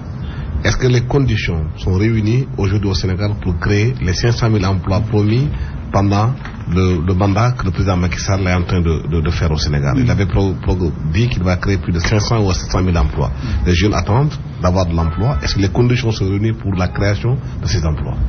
Oui, pour ma part, j'ai bon espoir qu'avec le plan Sénégal émergent, avec la confiance que les bailleurs de fonds ont portée sur notre pays, je pense que il n'est pas démesuré d'être optimiste et de croire que le cadre est là avec une fois de plus cet ensemble de projets qui touchent tous les secteurs. Je pense qu'il est tout à fait possible que nous voyons là une embellie. Je ne veux pas dire qu'on va régler le problème de l'emploi des jeunes, mais dans le domaine de l'agriculture notamment, il est possible de créer beaucoup d'emplois et cela a commencé. Et je suis persuadé que si on arrive à une mobilisation concrète des engagements qui ont été pris à Paris, d'une part, et d'autre part, si on crée les conditions d'une absorption correcte pour qu'il y ait un taux d'absorption important de ces moyens qui seront mis à notre disposition, moi je suis persuadé que le cadre sera créé pour qu'il y ait suffisamment d'investissement, que l'entreprise puisse jouer son rôle de moteur du développement, de création, de créateur d'emplois. Je suis optimiste. Mais enfin, mais aussi, je crois que le président lui-même en a conscience, c'est pourquoi il a pris la chose en main. Je fais partie de ceux qui pensent qu'il a bien fait d'être à Paris. Je ne suis pas persuadé que s'il n'était pas à Paris, on en serait arrivé à ce niveau-là de 3 000 et quelques milliards. Je l'ai vu pratiquement arracher les décisions auprès des partenaires techniques et financiers, faire preuve d'une grande volonté et d'un grand pragmatisme. Et je crois que ça a quand même quelque peu impressionné et amené nos partenaires à prendre la décision qu'ils ont prise. Donc en un mot, moi je fonde beaucoup d'espoir sur le plan Sénégal émergent pour que beaucoup de nos problèmes trouvent un début de solution. Oui, monsieur le ministre d'État, la traque des biens mal acquis qui avait quand même occupé l'espace public durant l'espace public lors des premiers mois suivant l'arrivée de Macky Sall au pouvoir n'a pas porté ses fruits. Êtes-vous en phase avec ceux qui disent qu'il faut libérer tous les prévenus parce que jusque-là, ça fait maintenant 1 an qu'on n'a pas trouvé de milliards quand même? Oui, moi ma position invariable est de dire qu'il faut laisser la justice suivre son cours. Nous avons une justice compétente, une justice indépendante, il faut la laisser travailler. Mais tout de même, effectivement, il faut aujourd'hui trouver une solution qui fasse lever les soupçons et les doutes qui entourent cette question-là. Ça, je suis tout à fait d'accord. Et je crois que c'est ça qui se fera. Je pense que à la prochaine échéance, une formule va être trouvée. Mais autre chose aussi, c'est que c'est un long processus. Partout où il y a eu une traque comme ça de biens mal acquis, le processus est très long. Vous avez vu le cas du Nigeria, où c'est 10 ans ou 12 ans après que l'on découvre ici et là, de temps à autre, des comptes où de l'argent a été caché. Nous avons un système hypocrite, le système mondial, parce que nous avons des paradis fiscaux. Donc tout le monde sait que légalement c'est là-bas où est l'argent.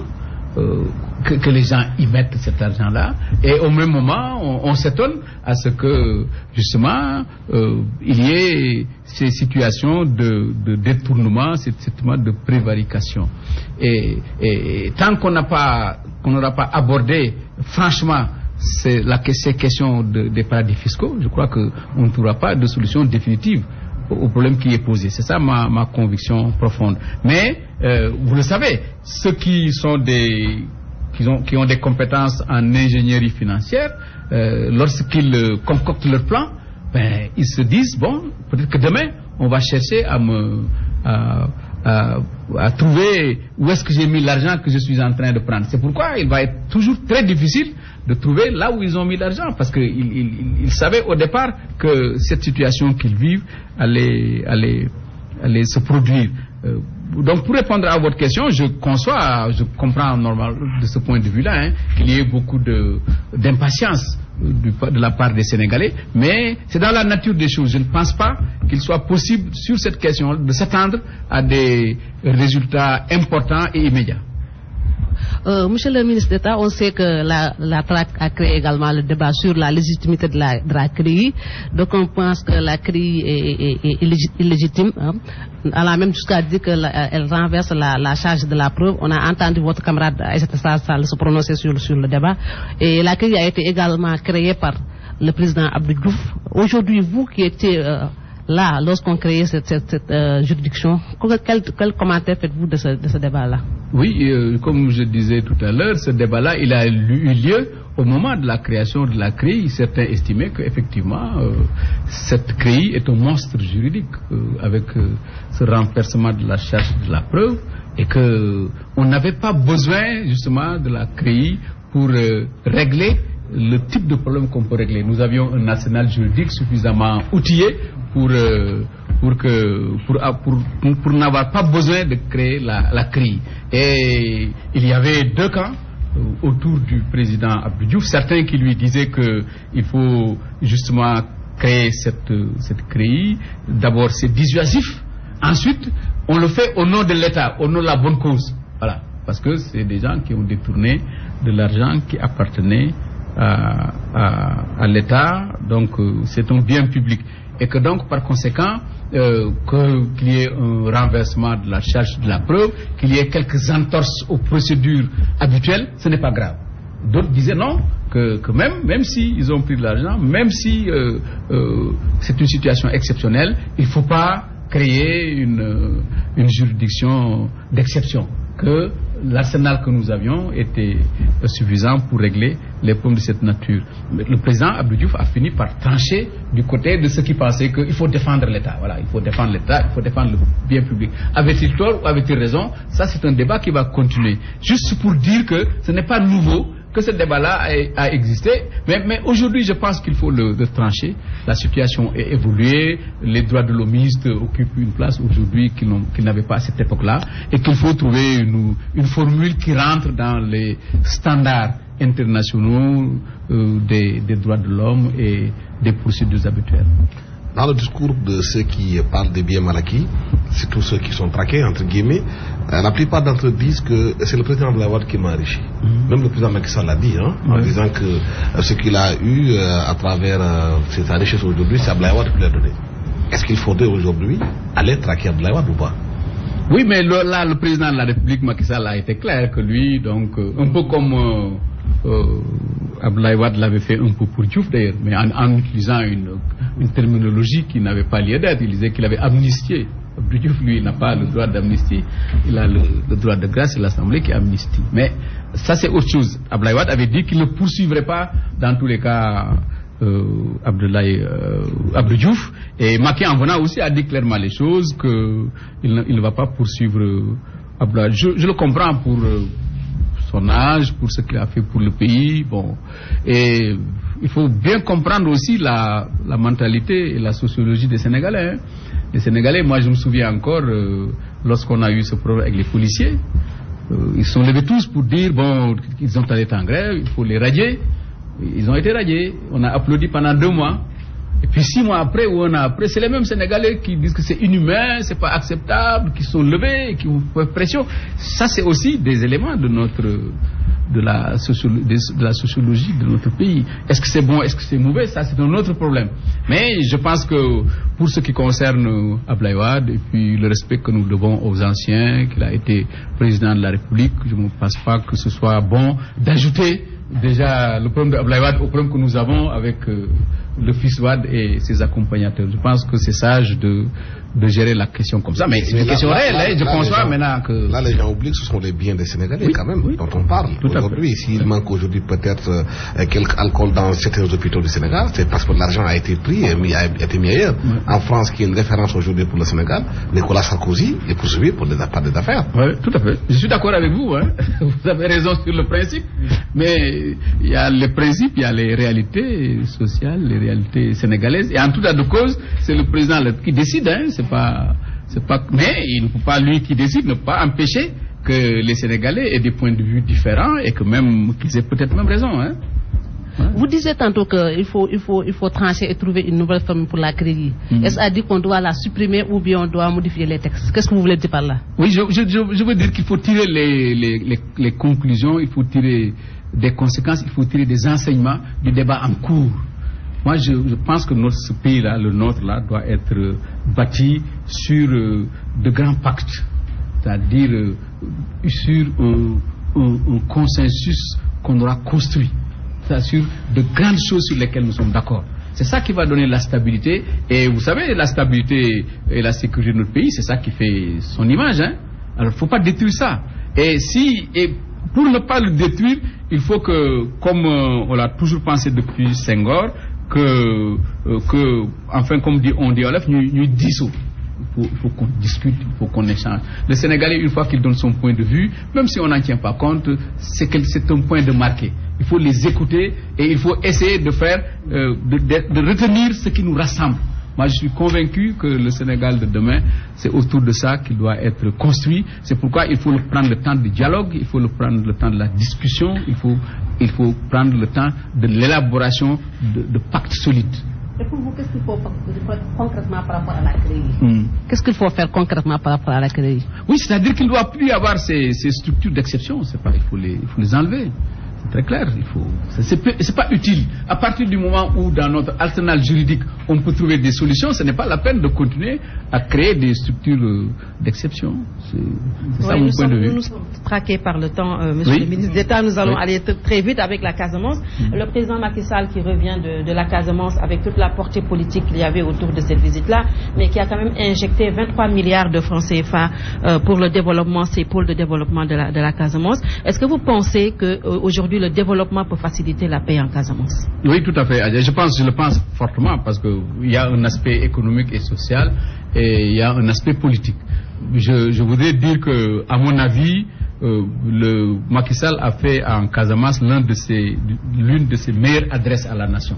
Parce que c'est lui qui en a le monopole. Hein. Les uns s'adressent à Massamba et Madou. Lui, il s'adresse à la nation. C'est ça le chef de l'État.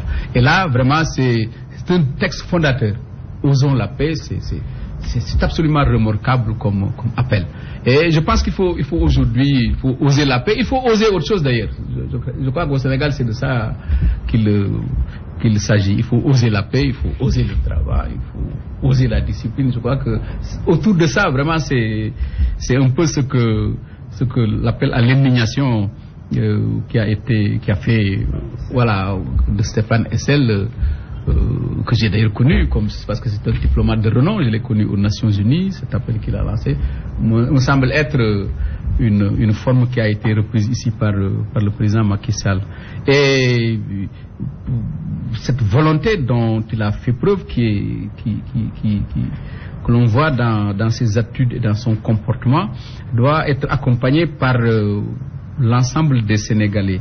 Et sur le plan économique, moi, ce qui me semble le plus important, c'est le désenclavement. Désenclaver la Casamance par rapport à l'ensemble du Sénégal et de la sous-région, désenclaver la Casamance à l'intérieur. Je crois que c'est ça qu'il faut faire. Et pour le faire, effectivement, il faut y injecter le maximum de moyens possibles. Il est vrai d'ailleurs que beaucoup a été fait pour la Casamance, depuis Senghor et Abdou Diouf. Mais comme c'est une région qui a une situation particulière, parce qu'il y a la Gambie entre nous, nos relations ne doivent pas dépendre de l'humeur des Gambiens. Ça, ce n'est pas normal. Je pense que, et c'est ma conviction, que cette autoroute-là qui va chez nous, Hassan, jusqu'à Diamniadio, c'est bientôt à Thiès. Un jour, on va le continuer sur Saint-Louis. Je crois que ça doit être le projet. Et celui qui va à l'aéroport Blaise Diagne, qui va jusqu'à Mbour, il faut le continuer jusqu'à Kaolack, et Tamba et Ziguinchor. Ça, c'est vraiment de grands chantiers, des chantiers majeurs. Et je suis persuadé que sur cette voie-là, Macky le réalisera, ou il réalisera la partie qu'il faut réaliser en fonction de nos moyens. Et ça va beaucoup aider pour la Casamance. La deuxième chose, c'est sur le plan agricole notamment, ce que peut représenter la Casamance, le véritable grenier du Sénégal. Là aussi, je pense que c'est un peuple travailleur, le peuple casamancé, c'est connu, et beaucoup très entreprenant d'ailleurs, avec l'agriculture familiale. Là aussi, je pense que aucun moyen n'est de trop. Et je pense même que l'argent qui a été injecté, il faut en chercher beaucoup plus et l'y mettre. Mais comme on le disait tout à l'heure, ne pas oublier la dimension politique. Je ne crois pas possible de régler ce problème de la Casamance sans y associer la Gambie et la Guinée-Bissau. Les peuples sont trop entremêlés, la position géographique est ce qu'elle est. Il faut donc trouver les moyens d'y associer. Après, parallèlement en lançant tout ce qui est en train de faire sur le plan économique et social, je crois aussi y associer la Gambie et y associer la Guinée-Bissau. Justement, est-ce qu'il y a jamais une solution ou un problème pour la paix en Casamance? Aujourd'hui, il est les deux. Il est les deux. C'est sûr que c'est un problème, c'est réel, parce que il n'y a jamais ce qu'il est. Mais c'est une solution. Parce que tant qu'il est là, il vaut mieux lui parler. Hein. Bon, on ne choisit pas sa géographie. Nous sommes là, nous, et ça c'est un gros problème pour nous. Et c'est pour ça que le président Senghor disait que le voisinage et le bon voisinage, c'est le b.a.-ba de la diplomatie. Tant que vous n'avez pas de bons rapports avec vos voisins, tout le reste est important, mais il reste quelque chose à faire. On aurait pu imaginer qu'aujourd'hui, on puisse avoir entre le Mali et nous, entre la Guinée et nous, ce qu'il y a entre l'Allemagne et la France, qu'il y ait plus des conseils des ministres qu'on fait ensemble. Parce que ça aussi, il faut oser ça. C'est ça le problème, parce que c'est des réalités. Il faut prendre les gens comme ils sont, vous ne pouvez pas les changer. Vous les prenez comme ils sont et vous en tirez le meilleur. Et je crois que ça me paraît tout à fait possible. Et je crois qu'avec la Guinée, avec le Mali, plus le Sénégal, je pense que c'est un trépied sur lequel un développement de la sous-région peut être élaboré. J'en suis convaincu. Et il se trouve que les trois présidents se connaissent bien, s'entendent bien. Ils doivent pouvoir échanger et marcher dans cette direction. En tout cas, nous y travaillons parce que c'est notre conviction. Monsieur le ministre d'État, l'actualité, c'est également la sortie de Moustapha Niasse, qui annonce son soutien à Macky Sall pour 2017. Donc on pense que c'est un signal donné à vous, des autres alliés de Macky Sall. Vous, comment vous analysez d'abord cette sortie de Moustapha Niasse qui interdit à ses camarades de présenter un candidat en 2017? Sophie, aucun commentaire. Aucun commentaire.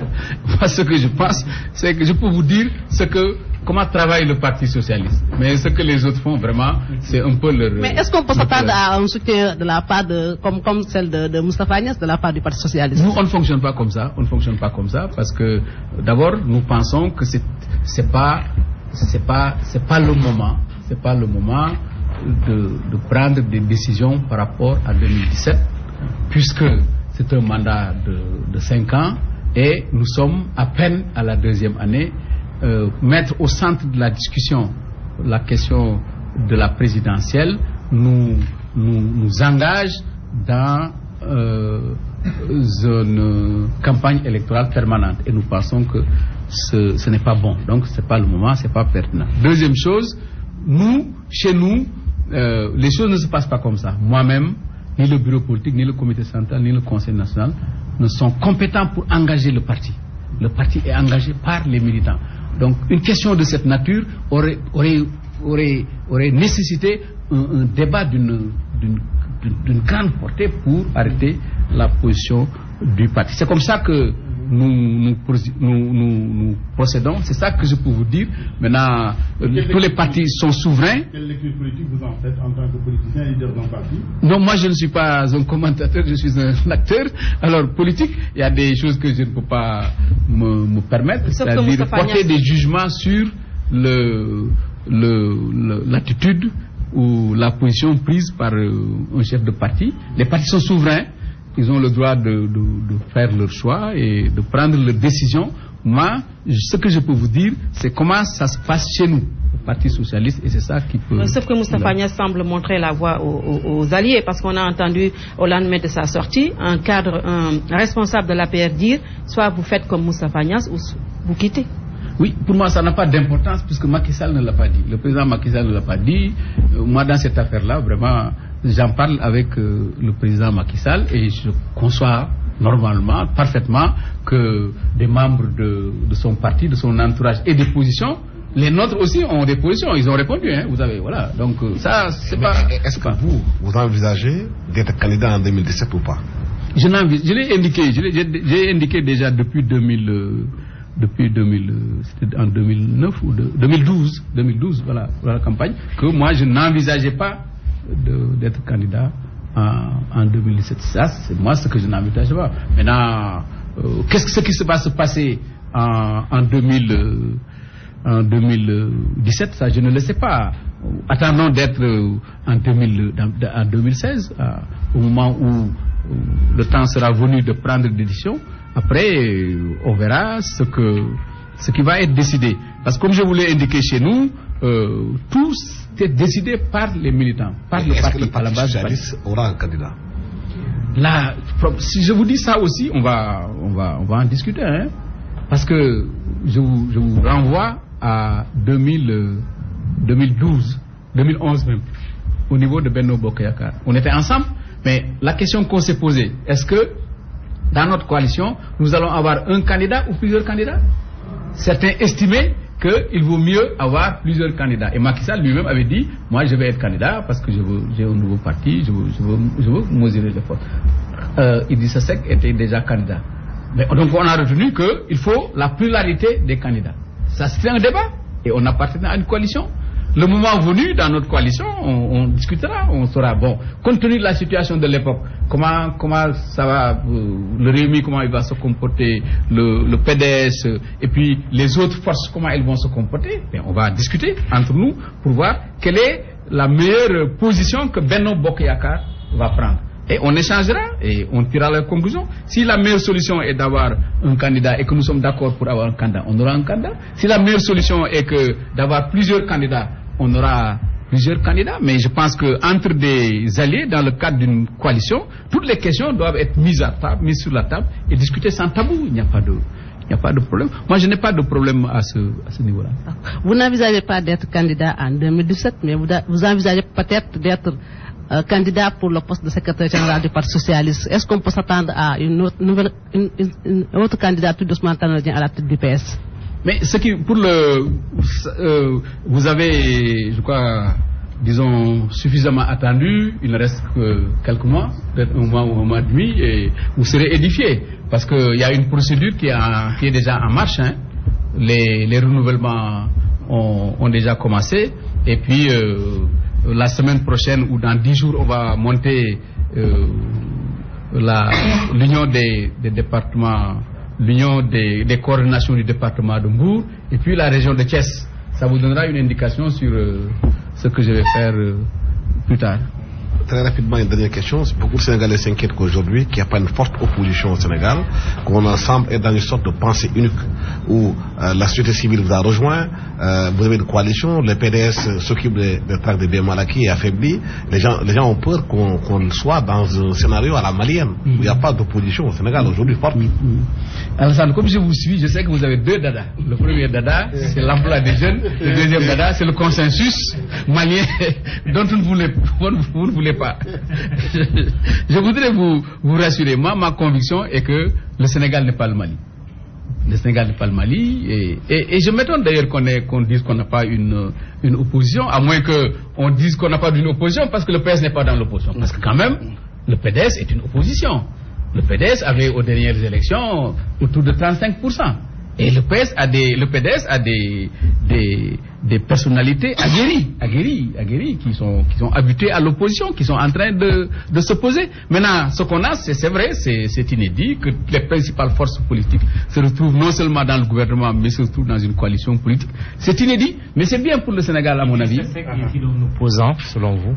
Ah oui, tout à fait. Lui-même, je crois que c'est tout à fait un opposant. D'ailleurs, le comportement de tous ceux qui travaillent avec lui à l'Assemblée et dans le paysage politique, c'est une opposition. Et avoir maintenant le Rewmi et le PDS à l'opposition et dire qu'on n'a pas d'opposition, moi, ça me semble quand même un peu réducteur. C'est mon sentiment. Très bien. C'est juste avant que la Alassane Gueye conclue.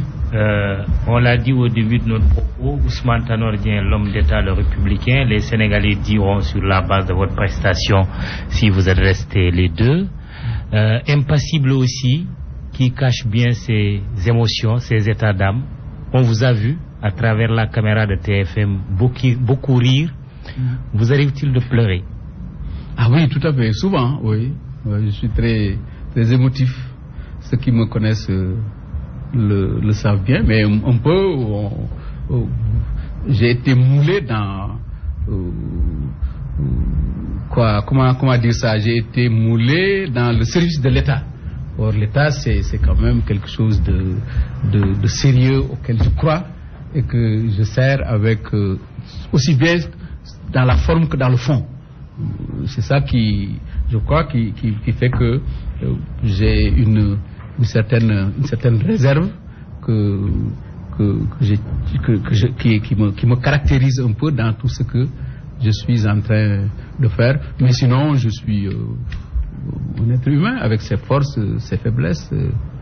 Voilà. Merci beaucoup Ousmane Tanor Dieng mbokk yi la ñu àndaloon ak seen rajo RFM télévision bi naka noonu président xam naa nekku fi président de la république waaye wax ju neexit sarax la léeg-léeg gis nañ dafay gaaw a mer bu njëkkaan xëy na Macky ñàngal presse bi dina koy wax te wolof ne na wax ju neex sarax la nag parce que wax ne dëkk bi dafa Macky quand même du xaste mais banque tee fi ne rek. Oui mais loolu je crois que dina au fur et à mesure que habitué ci position bi dina xam ne ay xeer ak i suukar a ànd. waaw yooyu kooku du amul. Abdoulaye Wade dégg noonu ne Abdou Diouf noonu. waaw ku bañ ñu di la wax lu la neexul. wala say njaboot di dégg lu ko neexul da ngay toog sa kër wala nga doon fonctionnaire xam nga boobu kenn du wax sa mbir. waaye nag su dee ni yow da nga nekk ci boppi nit ñi di wax ak nit ñi di liggéey ak nit ñi même soo doonee journaliste. fokk nit ñi nag di wax ci yow. loolu moo jaadu dañ ko war a nangu loolu mooy li nga xam ne moo normal te nag li nga xam ne war nañ ci am fierté ñun Sénégal mooy suñu presse. parce que fu démocratie bi yegg presse bi moo ko fa yeggal. su fekk presse bi nekkuloon yu bari nit ñi ñu ngi koy defatuñ ko léegi. su amuloon presse dañ koy def parce que kenn du ko wax. mais loo xam ne bëgguloo ñu wax ko di nga moytu pour def ko du noonu. très bien sax rek léegi yemuñu ci réew mi dafa Macky nee nañu dafa Mimi teg ci Marème. ah bon j'espère que duñ ci teg Tanor ak Moustapha Niasse. merci beaucoup en tout cas ça a été un plaisir mbégte la woon ci ñun Ousmane Tanor Dieng ñu dalal ko mbokk yi fii ci groupe Futurs Médias ak seen télévision incha allah di ngeen ci ànd ak ñun ci lu gën a yaatu ci waxtaan wi. ñu koy gërëm di ko sant président bu dee desuloo kàddu yu mujj wala Mamadou Birane Ndour également était avec nous ci jotaay gi ñu koy gërëm di ko sant le directeur général adjoint Alassane Samba Diop directeur de la radio Adja Binta kon monsieur Dieng ñu ngi lay gërëm. maa leen di gërëm bu baax j'étais comme en famille. vraiment di gërëm bu baax jërëjëf mbokk yi fàttali leen ni programme bi day wéy incha allah ci kanam tuuti 15h dinañ am président Pape Diop njiital bokk gis-gis ci waxtaan weneen di waxtu lépp ngir rek ñaareelu atuk nekkinu président Sall ci boppu Sénégal ñu ngi leen di gërëm mbokk yi ñu yendu ak jàmm 12h Antoine Diouf ci journal français.